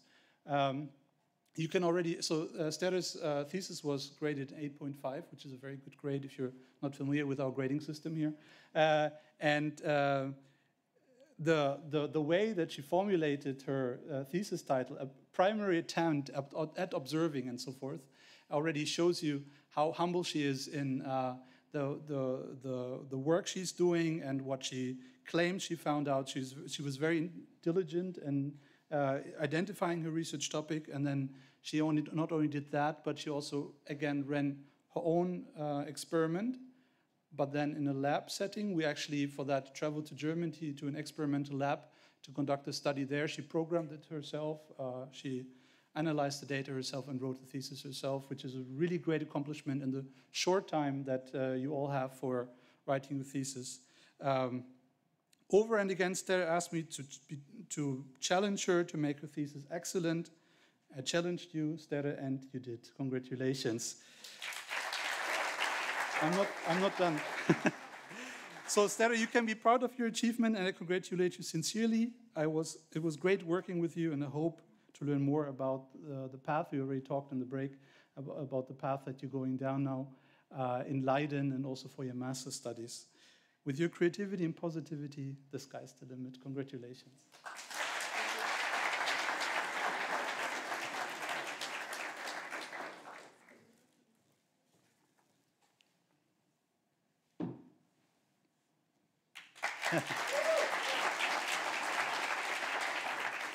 So I'm a bit amused by Patrick's picture because the picture is not well. When you look at him as a natural appearance, you can already see that he's a much more smiley and much more positive person than in his picture. So so Patrick wrote his thesis on lying and unfair treatment, reciprocating unfair behavior. He also programmed his own experiment and ran it online with a new fascinating design that combines different literatures from behavioral economics. It was and I put this is really funny with your picture. So I put this, so it was Patrick is a really, really cheerful person and really interesting to talk to. So just interacting in our thesis group and the way you contributed to our discussions, but also to just many other conversations we had, not only academically, but also about the student life, things that you plan for your future, including having a pilot's license, things you've done in the past. Very interesting, not only to me, but for the whole group, and to create a whole a group identity that we had this year, which was really, really nice to work in. Patrick, it was a pleasure working with you and advising you on your journey to earning your degree. I'm sure your next project, academically or in the business world, will be a success. Congratulations.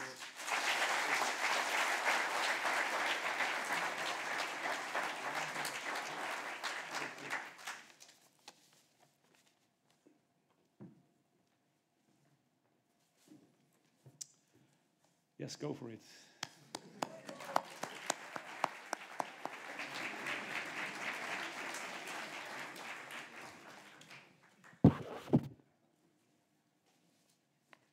Next on are the students of Paul Koster.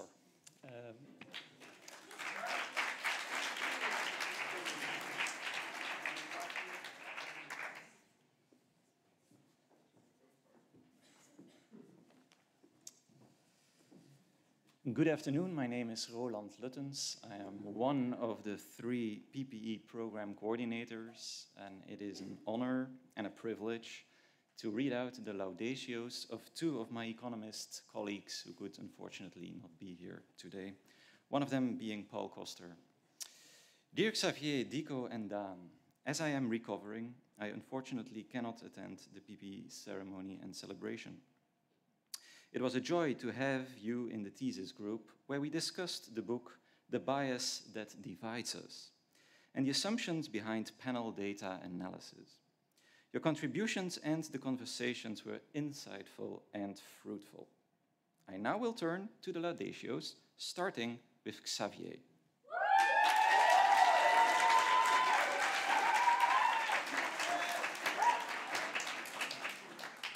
Dear Xavier, what is a market? This intriguing question is important to determine the scope of economic analysis. Surprisingly, it's not that easy to find a clear-cut answer to this question. In your thesis, you compared money and cryptocurrencies and analyzed, among other things, whether these fulfill Rosenbaum's criteria for being market trade: voluntarity, regularity, specification, and competition. You showed that Bitcoin scores better on these criteria than regular money, despite the fact that the social and institutional environment for its characterization as money is lacking. For me, this was an interesting and surprising conclusion. Public institutions might play a role by providing socially accepted and publicly managed digital currencies. You did a splendid job, and we learned a great deal from your thesis and the discussions. I'm confident that your ability to apply the PPE way of thinking to novel innovations such as cryptos will be very useful for other people and for your further career. I wish you all the best. Congratulations with this achievement.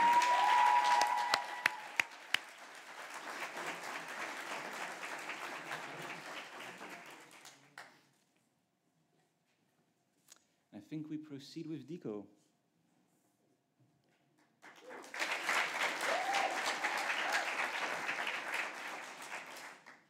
Dear Dico, policymakers and politicians sometimes have to make difficult trade-offs. One difficult trade-off can be the trade-off between CO2 emissions and income inequality. When reductions in income inequality lead to higher emissions, the normative question arises: which of the 2 policy variables should have priority in policy? In your innovative thesis, you combined panel data analysis with a normative assessment and provided detailed and novel insights in this topic. For example, you showed that for many countries in your sample, higher income inequality implies lower emissions, leading to a policy puzzle. Your ability to combine solid empirical data analysis with normative philosophy makes you an excellent candidate to join societal conversations on this topic. You are a curious and broad-minded student with good verbal and analytical PPE skills. I wish you all the best for the next steps you take. Congratulations with your PPE diploma.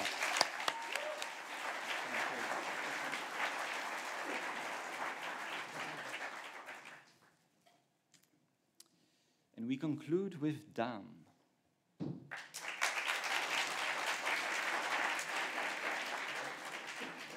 Dear Dan, in your explorative thesis, you investigated whether there is a Kuznets curve for wealth, meaning that wealth inequality first increases and then decreases when GDP increases. This idea runs counter societal expectations, as most people think that Piketty is right in claiming that wealth inequality increases in GDP. The key empirical issue that you tackled is the use of control variables. You showed for OECD countries that controlling for country unobserved and observed governmental variables matters a great deal for the impact of GDP on wealth inequality. The important lesson is that simply looking at bivariate correlations between GDP and wealth inequality is not sufficient to claim a relationship between the two variables. These results deserve more investigation in the future. You also investigated, using different philosophical perspectives, whether wealth inequality is morally permissible. Your thesis results might serve as a useful input for the academic and political conversation about wealth inequality. It was a pleasure to be your supervisor, and I'm confident that your analytical and writing skills will benefit more people in the future.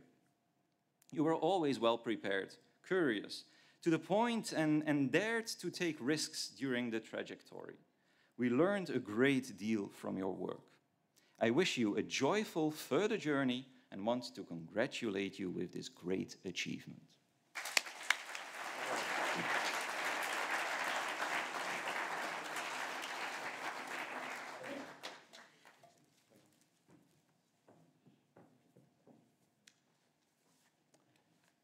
Right, there it is.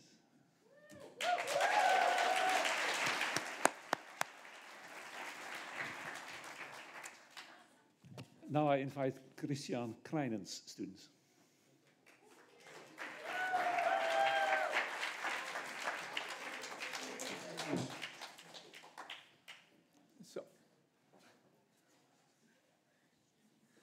So unfortunately, Christian could not be here, but he sent a letter of recommendations. So quoting Christian, my PPE candidates, Mirte Hanen, Julian Kreidelman, and Philip Lund, had to dive into the book of the social philosopher Alex Honneth on freedom, which in particular elaborates on the significance of the social nature of the phenomenon of the freedom of the individual. All three students were eager both to study the book intensely and to apply it to current issues in our society, yet here the similarities stop and the differences need to be emphasized. So first, Mirte.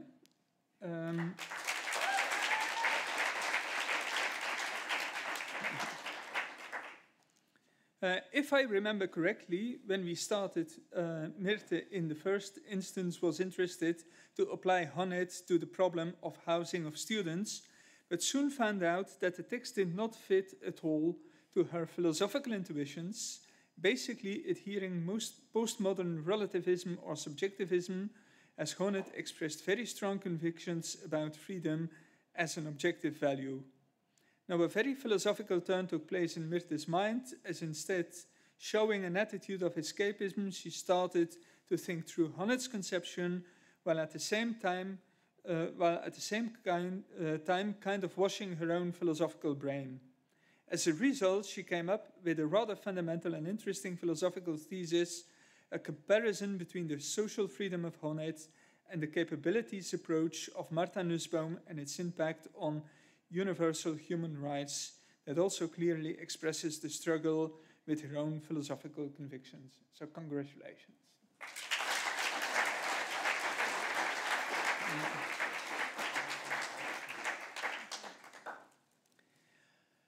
A completely different case is Julian.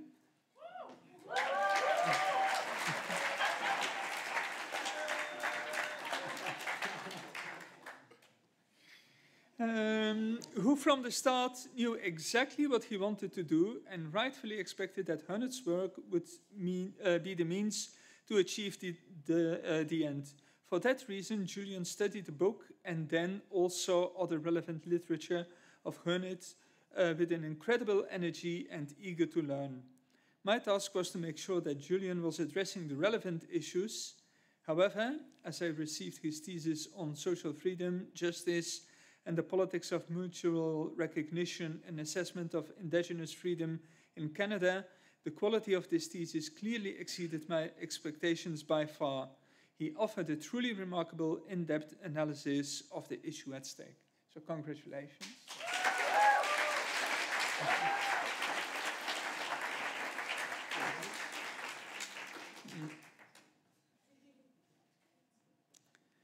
So Philip.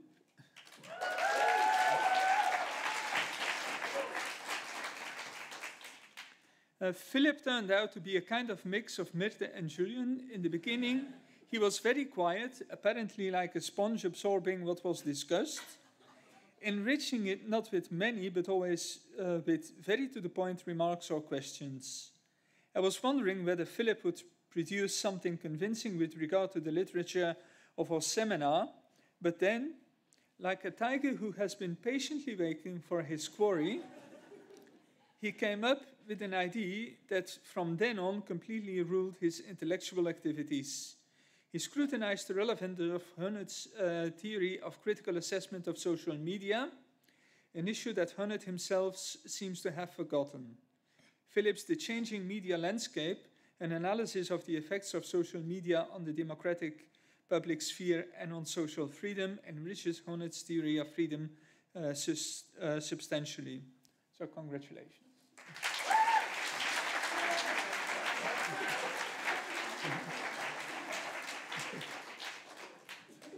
So, and then Christian concludes, in short, I'm very happy to have been part of our thesis team and to witness the great intellectual growth of Myrthe, Julian, and Philip. They really formed their personality by doing science. Good luck with all your future undertakings.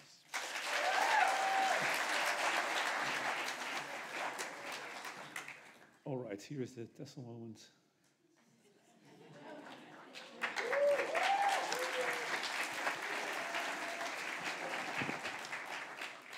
And now please the students of Peter Landau.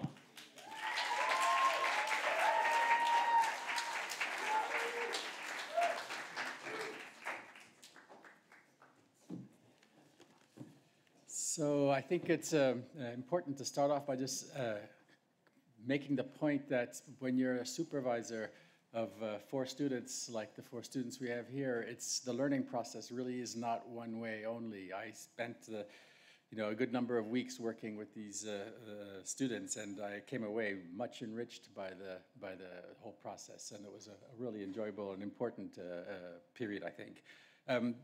All 4 of these students did a tremendous job of getting really deeply into what's probably in many respects a real fundamental set of questions in economics, which is sort of what drives economic well-being and what we mean by economic well-being. We're often distracted by discussions of growth and economic growth as though that were the main preoccupation of economists, but fundamentally I think growth is only an instrumental means to actually achieving economic welfare, and those are precisely the themes that were interesting to the following 4 students. So it was a real pleasure working with them, and I learned a great deal. And I'll start my laudatio with the case of Emil Bernstein.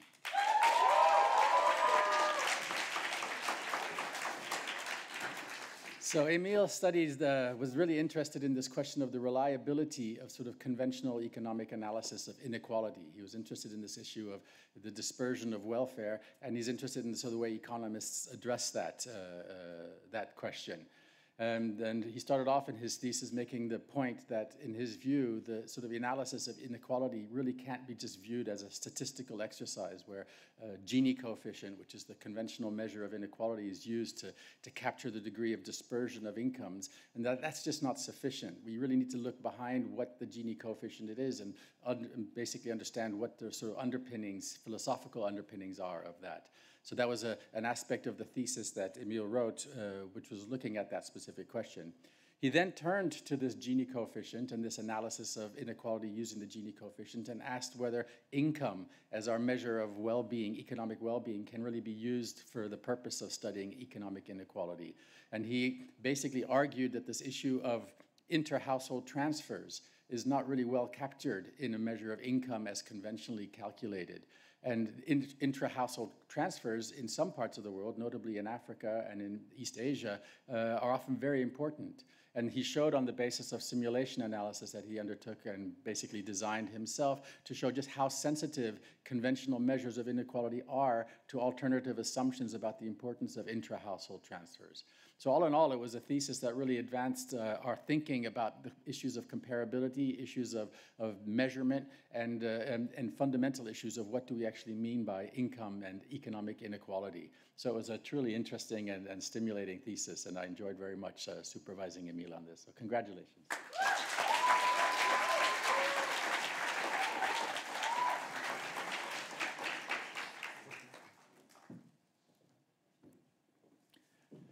Next call up, Joël Bos.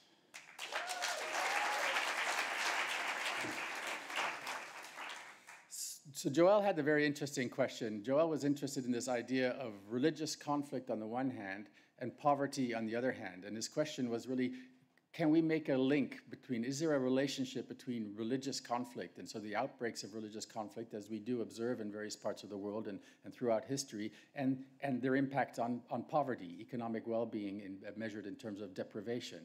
Now, conventionally, when economists think about that, they say, well, the obvious route is through religious conflict and then economic growth, and then economic growth falters, and then poverty rises. And that's the kind of route that conventional economists would take or would consider when making that connection. But in fact, Joël argues that there may actually be a direct relationship between religious conflict and poverty, and that there could be a direct impact of these outbreaks of conflict on poverty immediately. He actually makes the interesting point that the relationship isn't always in the direction you might expect. It's not always from religious conflicts to more poverty. Sometimes, in some circumstances, it could actually be a go the other way. And these circumstances are what Joël really focuses on, and the need to really understand the local context within which these questions are being investigated. And he undertook 2 case studies, one in the case of the Moluccas and the other case in Mindanao in the Philippines, to look at outbreaks of religious conflict and their impact on poverty. And he shows that indeed it isn't always an obvious relationship, and it really does matter to look very closely at the local context and the local circumstances. So again, a really interesting thesis of which I learned a great deal. So thanks very much, and congratulations.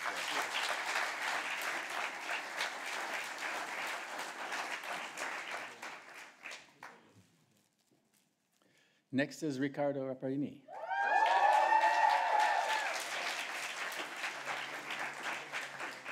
So Riccardo was another fascinating thesis. Riccardo came into our meetings, our discussions, and he had a very clear understanding, a very clear idea of what it was that he was interested in, and that's artificial intelligence. And so he's interested in this question of what is the impact and how does artificial intelligence and the whole explosion of these artificial intelligence technologies and practices, what does that imply for inequality? And that's a difficult question to answer because we don't have a great deal of evidence on that. So he approached this question, I guess, in a sort of a conceptual basis. But he acknowledged that, in fact, there are possibly 2 very different ways of thinking about it.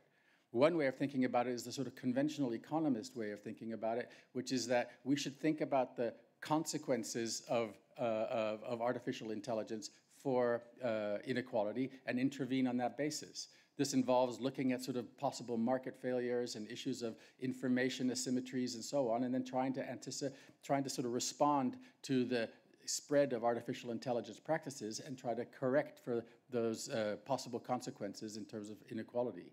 But the other way of thinking about it, and the way that Ricardo convincingly argues we should think about it, is to take the view of Mariana Mazzucata, another famous economist working on these issues, and actually anticipate the impacts of artificial intelligence on inequality, and actually intervene ex ante, rather than responding to the impacts of artificial intelligence, actually anticipate where things are going to go and actually respond proactively. So he surveyed a very large literature looking at both sort of approaches and documented that very carefully in his thesis, producing what I think is a really stimulating analysis. And I imagine Ricardo may well continue working on this area because it is a really important topic, deserves a lot more focus. Thanks. Congratulations.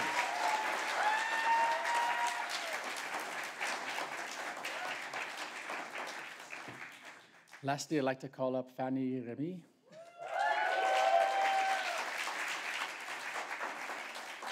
So in her thesis, Fanny was interested in the fair trade movement. This is obviously a movement that we've all seen and been exposed to when we do our daily shopping. So it's something we're quite familiar with. But what Fanny is interested in is knowing what is the impact of this fair trade movement on economic welfare. And what she did in her thesis was, first of all, gave a clear description of exactly what the fair trade movement actually involves. And that's actually rather complicated. It's not just a question of getting a label and being able to sell your products with a fair trade label, but there's a whole package of interventions that come along with the fair trade label, and that was carefully documented in her thesis. She then looked at what the impact of the fair trade process is on what is termed by the fair trade movement as living income. Now, living income is much more than just actual conventionally measured income. It takes into account a much broader set of issues that are important, or attributes that are important for broader welfare, well-being, standard of living. And she then looked at what can we learn about the fair trade movement, focusing specifically on the cut flower industry in Kenya. And she undertook some actual data work of her own by going to Kenya and spending some time talking to people in Kenya about the cut flower industry, and then surveying what actually turns out to be a huge literature, but largely sort of semi-academic literature around the fair trade movement.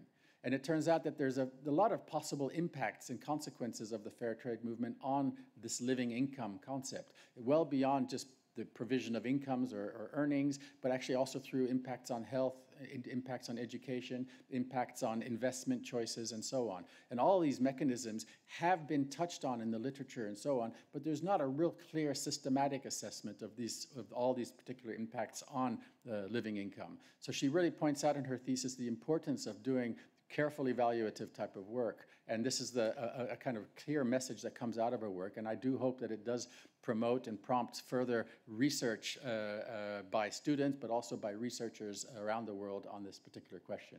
So congratulations, Fanny. Fanny, a fascinating research.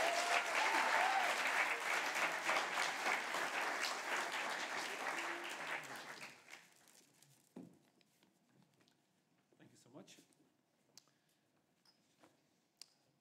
Right.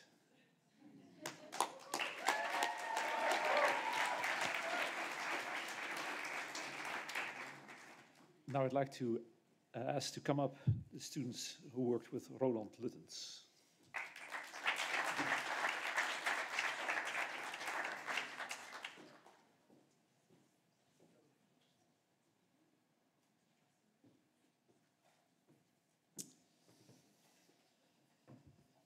I think we start with Wieke.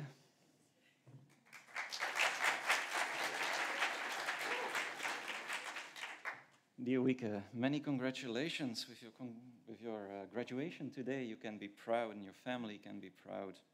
You were a very visible student to me. You did not only take all my courses, but each time we organized something extra, like a reading group, you could be sure that Wieke was going to participate.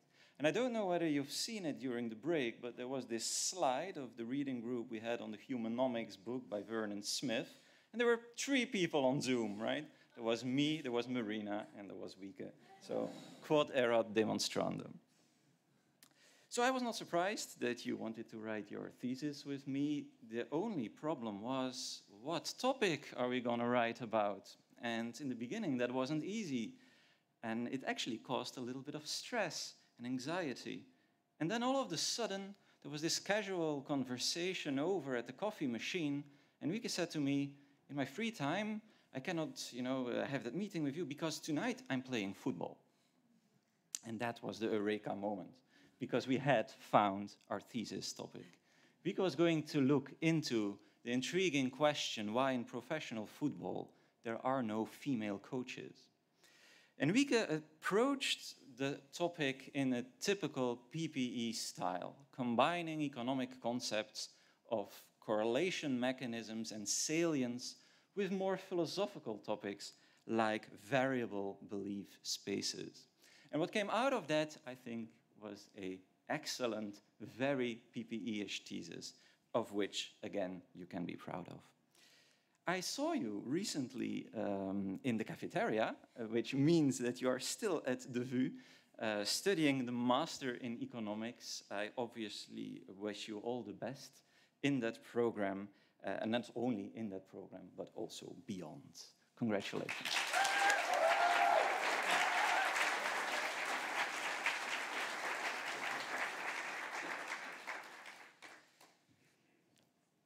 And speaking about enthusiastic students, dear Sanne, from the very first lectures you took with me, I recognized a very strong, very intelligent, but also very dedicated and very motivated student. And that was not only when you were studying PPE, you also put a lot of effort in making our program better. So you continuously gave me feedback on how things were going in the econ track.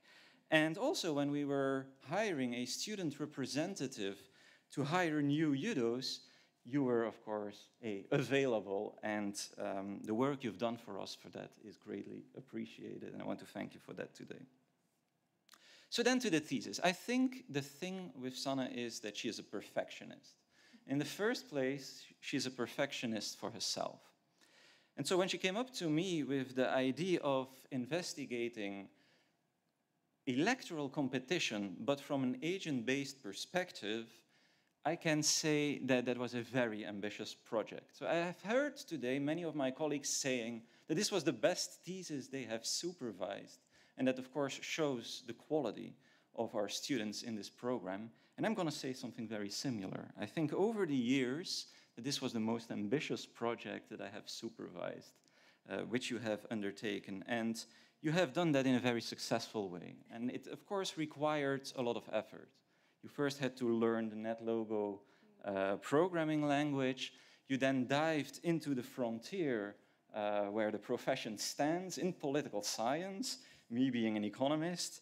And then you genuinely kind of extended and you produced what I think is a novel insight about which I envision, and you know that, I envision you reaching out to these top professors in the field, showing your results, because I truly believe that you have the skills to make it in academia. I wish you, just like Wieke, I wish you all the best in your master, which you're doing at that other university in Amsterdam. But when that is finished, I'm looking forward about what your future plans will be. So keep me informed, and congratulations.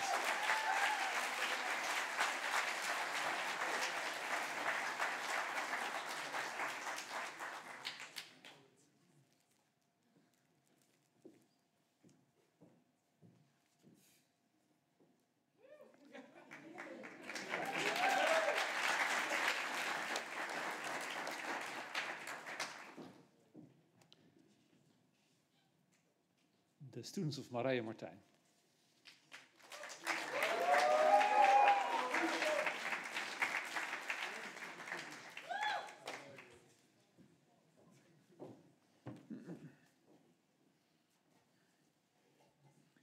So, sorry, Marije couldn't be here.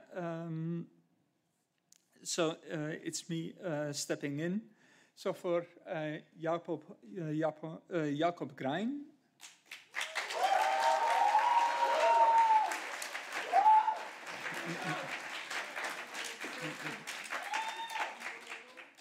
So, dear Jacob, your thesis, The Life World and Rhetoric, a Platonic and Habermasian perspective on ideal rhetoric in contemporary pluralistic democracies, is an impressive piece of work. You started from Plato's view of rhetoric, juxtaposed it with Habermas's theory of communicative action, and improved both in an inspiring manner to fit the context of pluralistic democracies.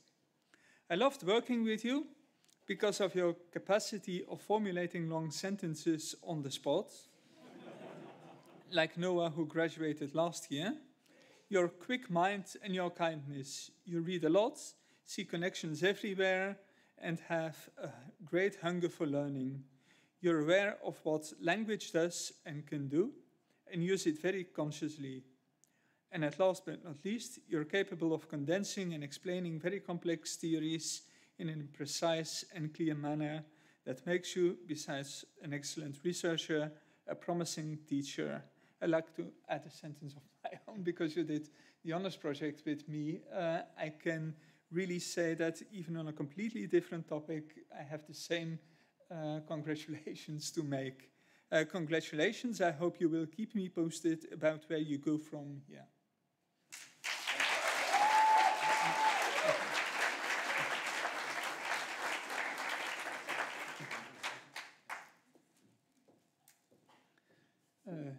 Friso?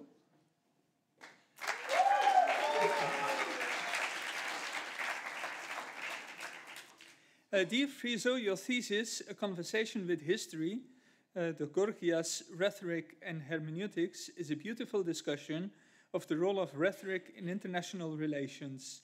Like Jacob, you started from Plato's analysis of rhetoric, but you added a hermeneutical angle as well as theoretical reflections from the English school in international relations. You illustrated your theoretical framework through a fascinating analysis of Zelensky's use of the past in the Bundestag speech. I loved working with you because of your friendly nature and your intellectual honesty that makes you very aware of the many broader questions underlying specific research questions. You are not a sprinter, more of a diesel. Your presence in the group was like the thesis process as a whole. You were not often the first to speak up, but your comments were always to the point, creative and helpful. Likewise, your thesis took a while to get into the gear, but the result is really interesting and creative. Trust your research instinct, it is strong. Congratulations. I hope you will keep me posted about where you go from here. So that was congratulations.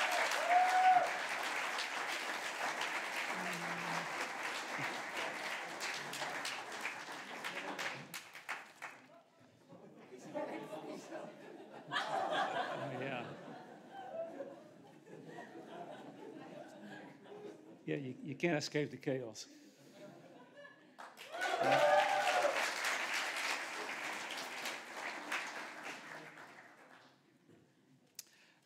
Next, the students of Remco Oosterkamp.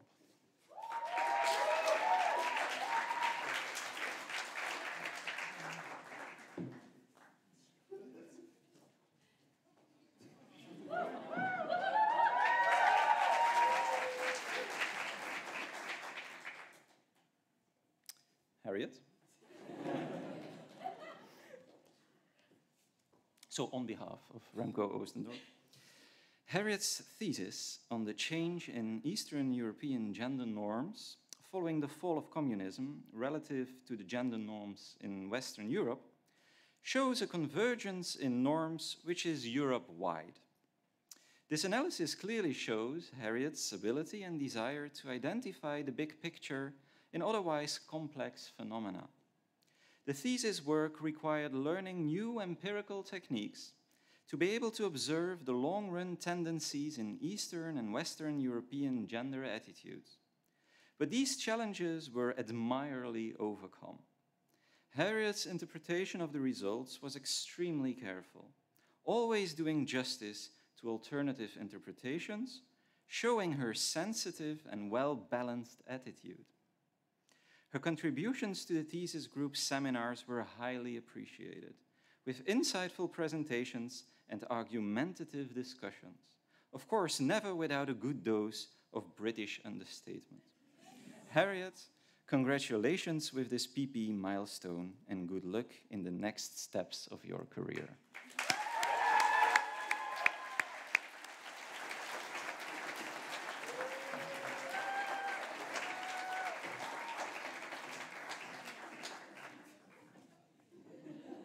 All right, a solo performance.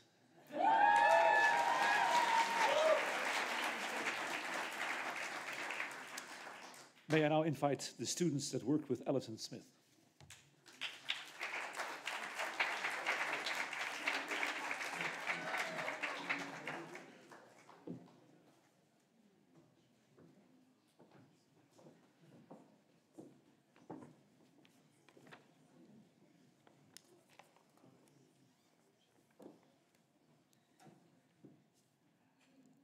I supervised two groups, politics and economics and comparative politics. Actually, it's interesting that the two different topics attracted two different very types of people, but they all worked very, very hard and produced excellent theses.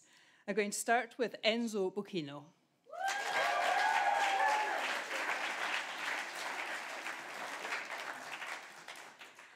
Enzo's thesis on the hydra of democracy, how populism re-emerges through its own device, was a highly topical examination of how populism in Latin America remains stuck in feedback loops of inclusionary and exclusionary populism.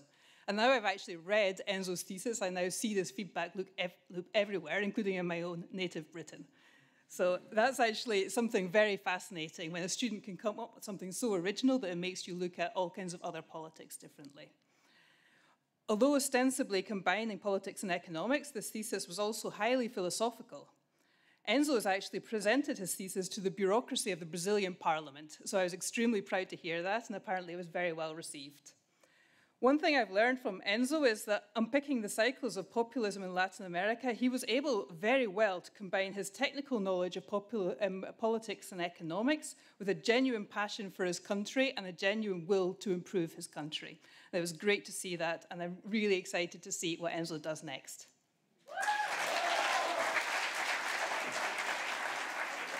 Enzo.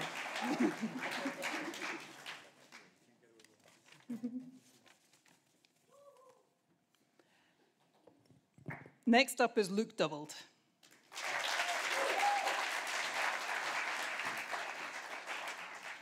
Luke's thesis on the economic divergence in the Baltic states, why Latvia is lagging behind, tackled a gap in the literature on the economic performance of the Baltic states. It's actually been puzzling a lot of us who spend a lot of time in that region.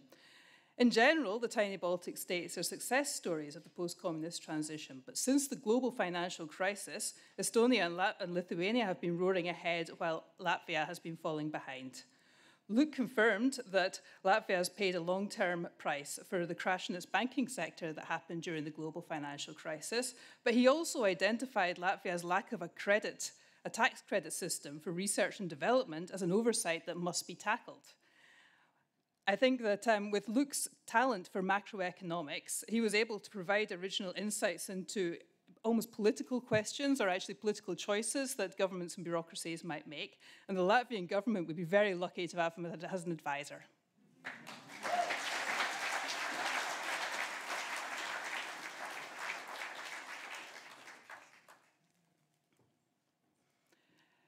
Next, from the comparative politics course, we have Thomas du Colombier.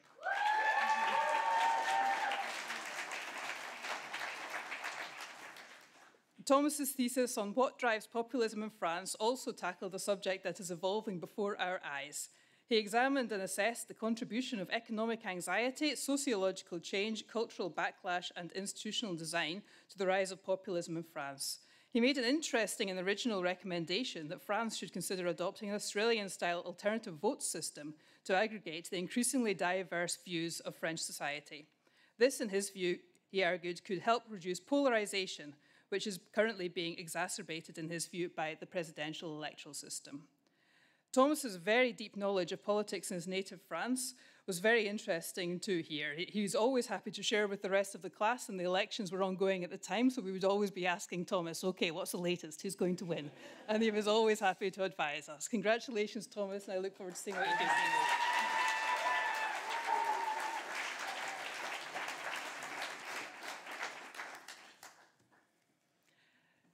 Next we have Ties Hagemeyer.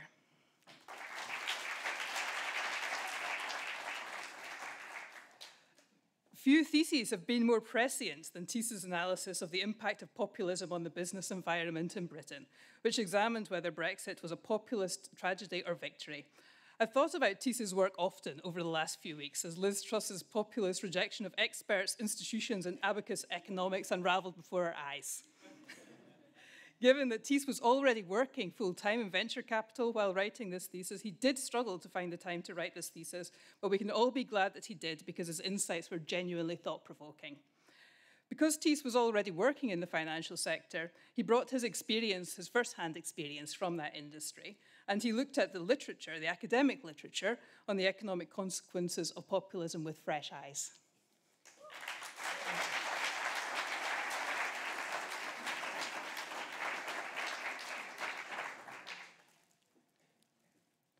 Finally, we have Nicholas Schoppink.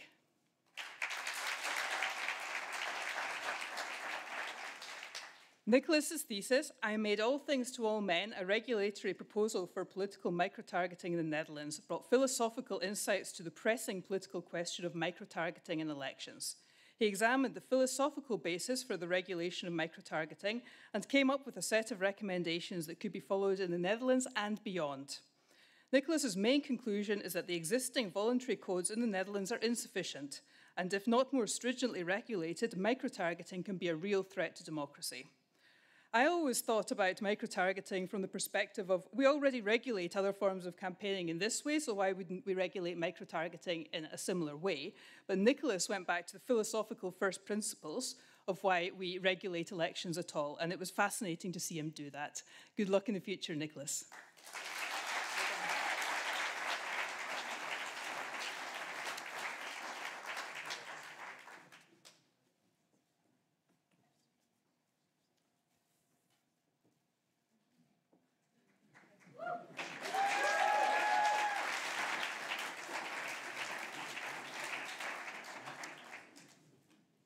Thank you so much. And now we move to the students of William Steffens.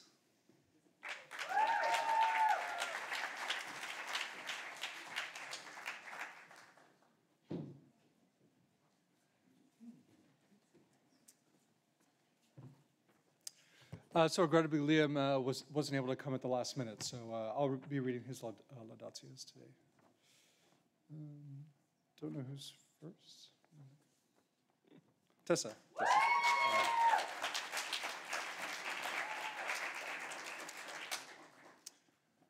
Tessa's interest in the role of gender in addressing extremism arose early in the thesis trajectory, and she was quickly able to carve out a clear niche within this topic.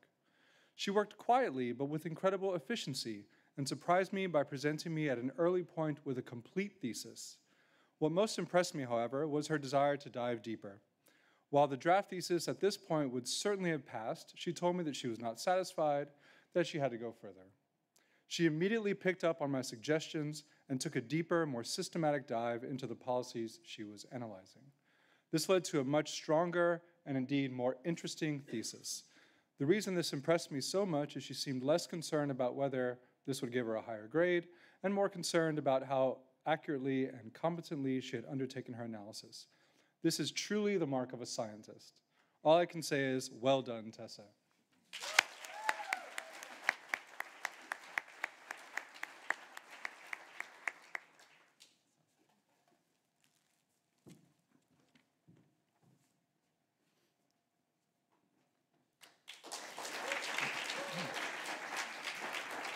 Walter. Walter is a thoughtful student and approached the thesis trajectory with an impressively calm yet focused approach. Without rushing the process, he took time to dive into and unpack the reading and was able to, through this, to identify a clear and important question about the deployment of the label extremism. There's remarkably scarce philosophical work on extremism, and Walter was able to build on a philosophical analysis. However, with the mark of a true PPE student, he did not shy away from the complex political implications of such an analysis. Conversations with Walter about his topic were always engaging, and he was able to take on advice and make it his own. There were various routes Walter could have taken with his thesis, but he explicitly decided not to take the easiest. He demonstrated a genuine thirst for understanding the issues at hand. He graduates with a well-deserved cum laude. Well done, Walter. I hope you continue pursuing these questions around extremism.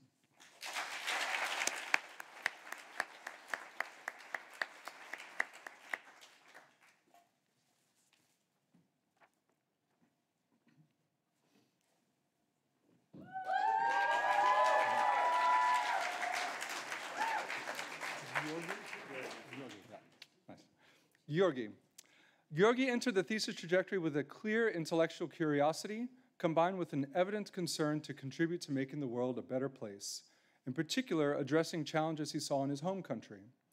This meant that from the outset, Georgi engaged fully in the discussions, seeking immediately to understand the relevance of the concepts and ideas we were exploring for the issues he could see playing out in Bulgaria. He then set out developing his research project, and was tenacious in pursuing what he felt was important.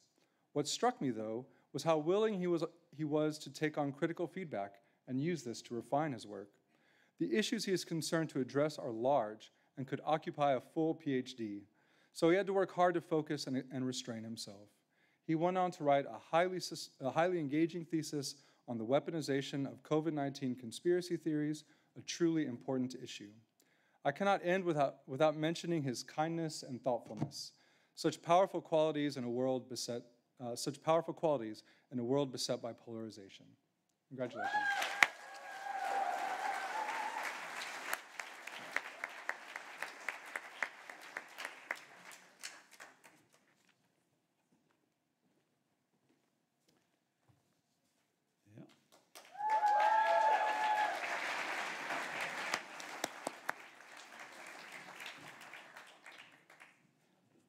The final students are those of Jan Willem Wieland.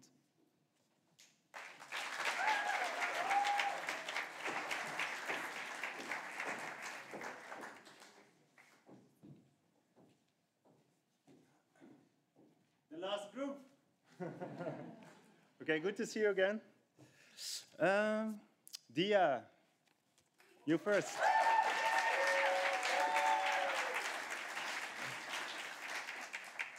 Okay, Dia, you worked on surnames, and particularly its patriarchal nature. According to you, it is an injustice that we often simply get the surnames of our fathers.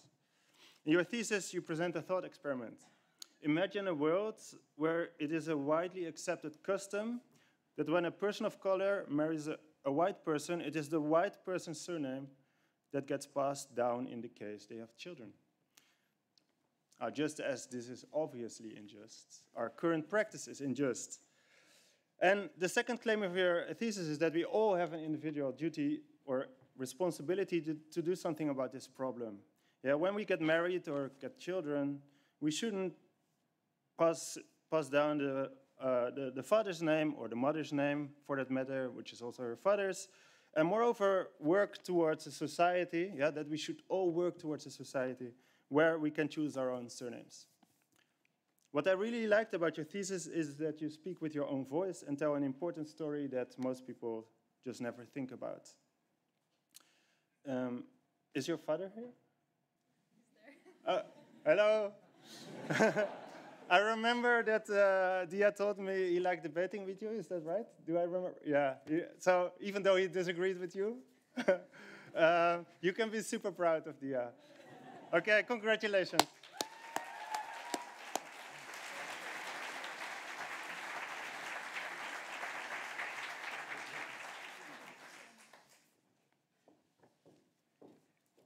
Next, Emily.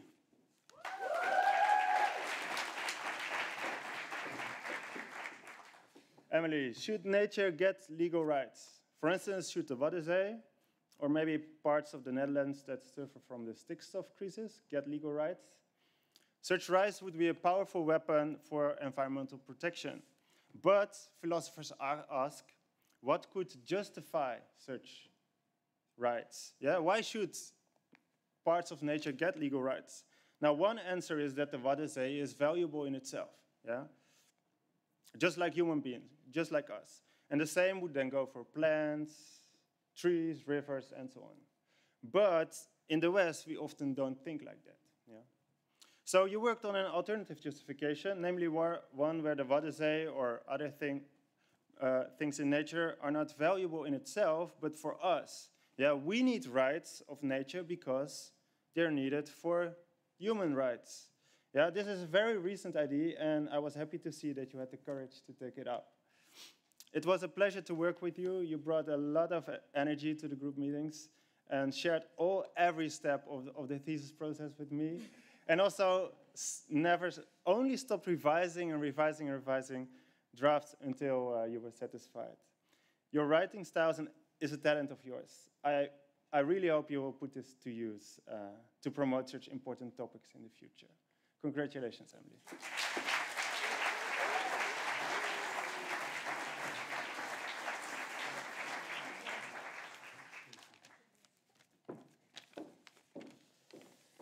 Last one. Now it's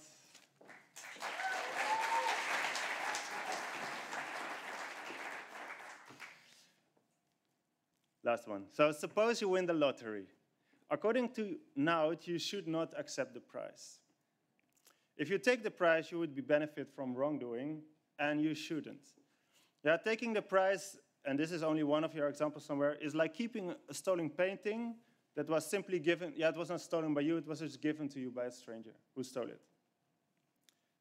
So your thesis, just as some others I heard, is it's a nice example of a PPE thesis that combines two disciplines, namely work in economics on the addictiveness of gambling and work in ethics. So supervising you was easy. I only had to point you into the direction of the benefiting from wrongdoing debate, and you dove right in. It's a super complex debate, but the way you present it in your thesis and at points of your own and examples of your own is impressive. Yeah, the level of argumentation is extremely high. It's more something a master's student or a PhD student would produce. Having a group with Dia, Emily Boyd, who is not here today, he's abroad, and you was an honor. In our last meeting, now at a few final questions, and I remember well that you wanted to know if he should call his discussion section frequently asked questions. Like he needed a service desk for all those people that had questions about his thesis. And Emily couldn't hold it. Okay, congratulations now.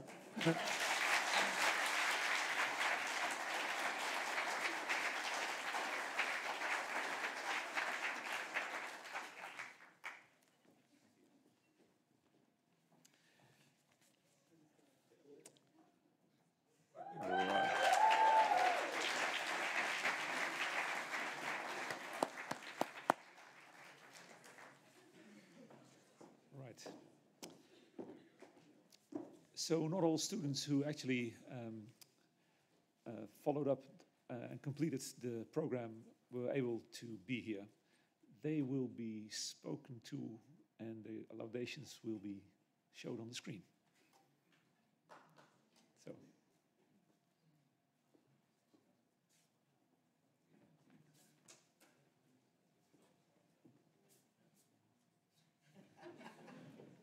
Am I saying something wrong?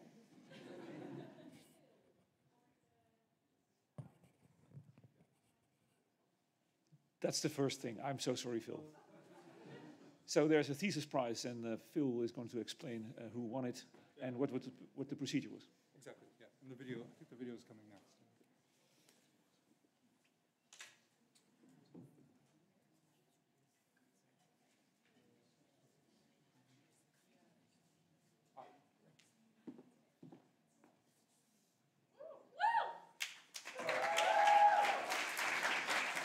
Oh yeah, so as you see, it's time for the John Stuart Mill Thesis Prize. So we've been hearing a lot about the different theses, and I mean, what I want to actually start with is just to give a very brief summary of our thesis trajectory. So different from a lot of other studies, we have a kind of unique thesis program. This was the creation of Roland Luttens, one of our coordinators from the economics side. And it involves all of these meetings, all of this work, our thesis supervisors really really have high expectations of you. And I think it's really, we should congratulate all of you for completing that. Now, as thesis coordinator, one of my roles, every year I sort of ask all the thesis coordinators, nominate some prizeworthy theses. And I think in the beginning it was like, nominate, some really strong theses, and then there were so many, And then I was like, okay, nominate, the next year I said, nominate really like incredible theses, and then there were just too many. So this year I think I said something like, these have to be amazing theses to be nominated. And so the list of names you see here were those who were determined by your thesis supervisors to be really just amazing work. So you should all be really congratulated.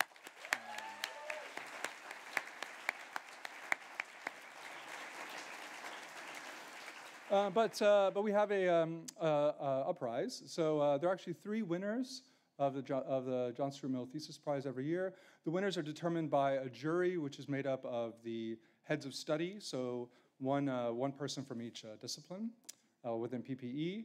And so, no one knows who's going to win except for like 5 people or something. And PricewaterhouseCoopers, I don't know, audited everything.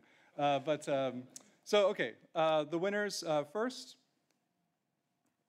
Oh, all 3 of them. Okay. So these are the winners.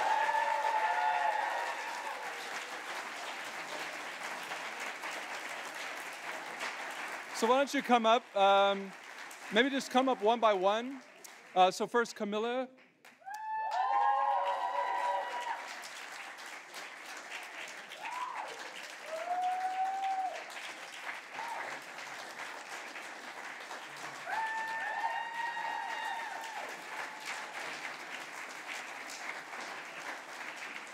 So we asked the jury for a quote for each of the theses, and the quote is this: "The argumentation is very strong, makes great use of the data available, and puts together a coherent and convincing narrative despite the complex subject matter." For each winner, the prize is, it's sort of like a trinket. It's supposed to be a love trinket with these interlocking kind of circles.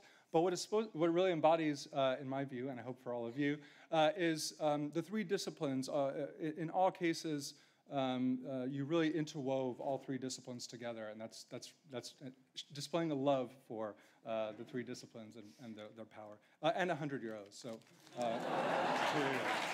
congratulations. Oh, of course, yeah.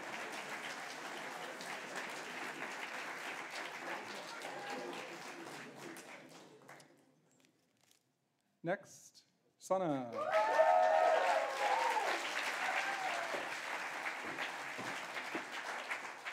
Congratulations, Sana. This thesis is nicely located at the intersection of economics and political science. Sana learned the methodology of agent-based modeling during the thesis trajectory. She contributed by locating her research on the frontier of the field. Excellent.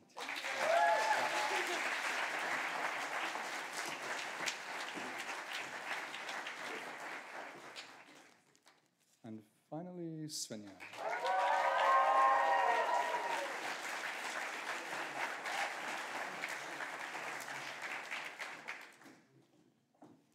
Svenja's thesis focuses onto a real-world problem. What gives the EU the right to make policy, and should we worry that it lacks this right because it's insufficiently democratic?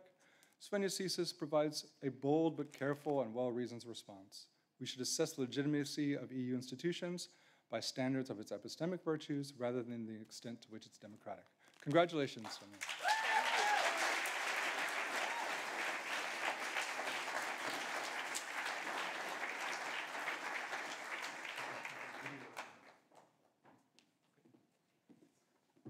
The video I announced is now.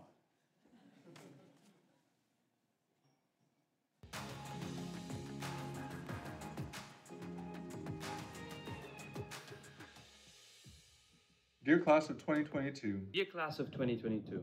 Dear class of 2022. Dear class of 2022. Dear class of 2022. Dear class of 2022. Dear class of 2022. Dear Meerte, Julian and Phil. Many congratulations on your graduation today. Congrats on everything, everyone. Congratulations on this significant achievement. Congratulations on your diploma. A quote from my kid's favorite book, The Lorax by Dr. Seuss.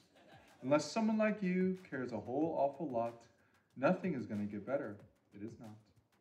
You had it really rough and tough, everyone, but you managed to pull through. I'm really glad that you are not only fans of freedom, but as it has turned out, in our class, you are also really thinkers of freedom. For that, I wish you good luck and all the best. John Stuart Mill would be proud of you. And these three as well. I'm not fishing for compliments when I say that you deserve this title. It's your chance now to fish in more troubled waters.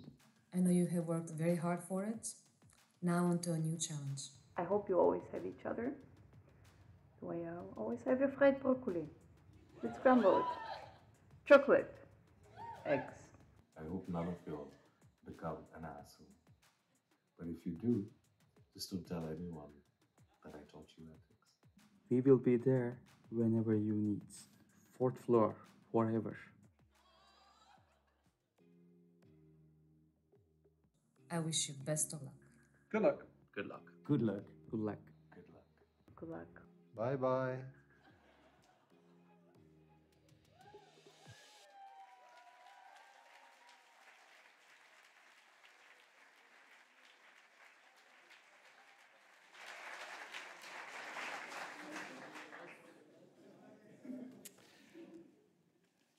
So there is a time for starting and a time for ending, and we have almost reached the time for ending this session. When I was looking at these, there's one diploma left, I thought I'm going to say to you this. You're going to help each other out. This seems a tightly connected group. Sometimes you run out of energy, sometimes you run out of help. Here's a picture. Speaks about help. Auxilium nostrum in nomine Dei. I don't know if that means anything to you. To me, it means a lot. Think about it and talk about it. There will be a picture moment with the grad students over here, or graduated students here, and then thereafter, and the others who have not graduated, they will be leaving the room quietly and decently and in good order, and there will be drinks. And then thereafter, there will be further moments with the photographer, but that's out of my hands and out of my sight. So, again, many congratulations for all of you, parents, friends, dear ones, dearlings, loved ones. Congratulations with all these beautiful people.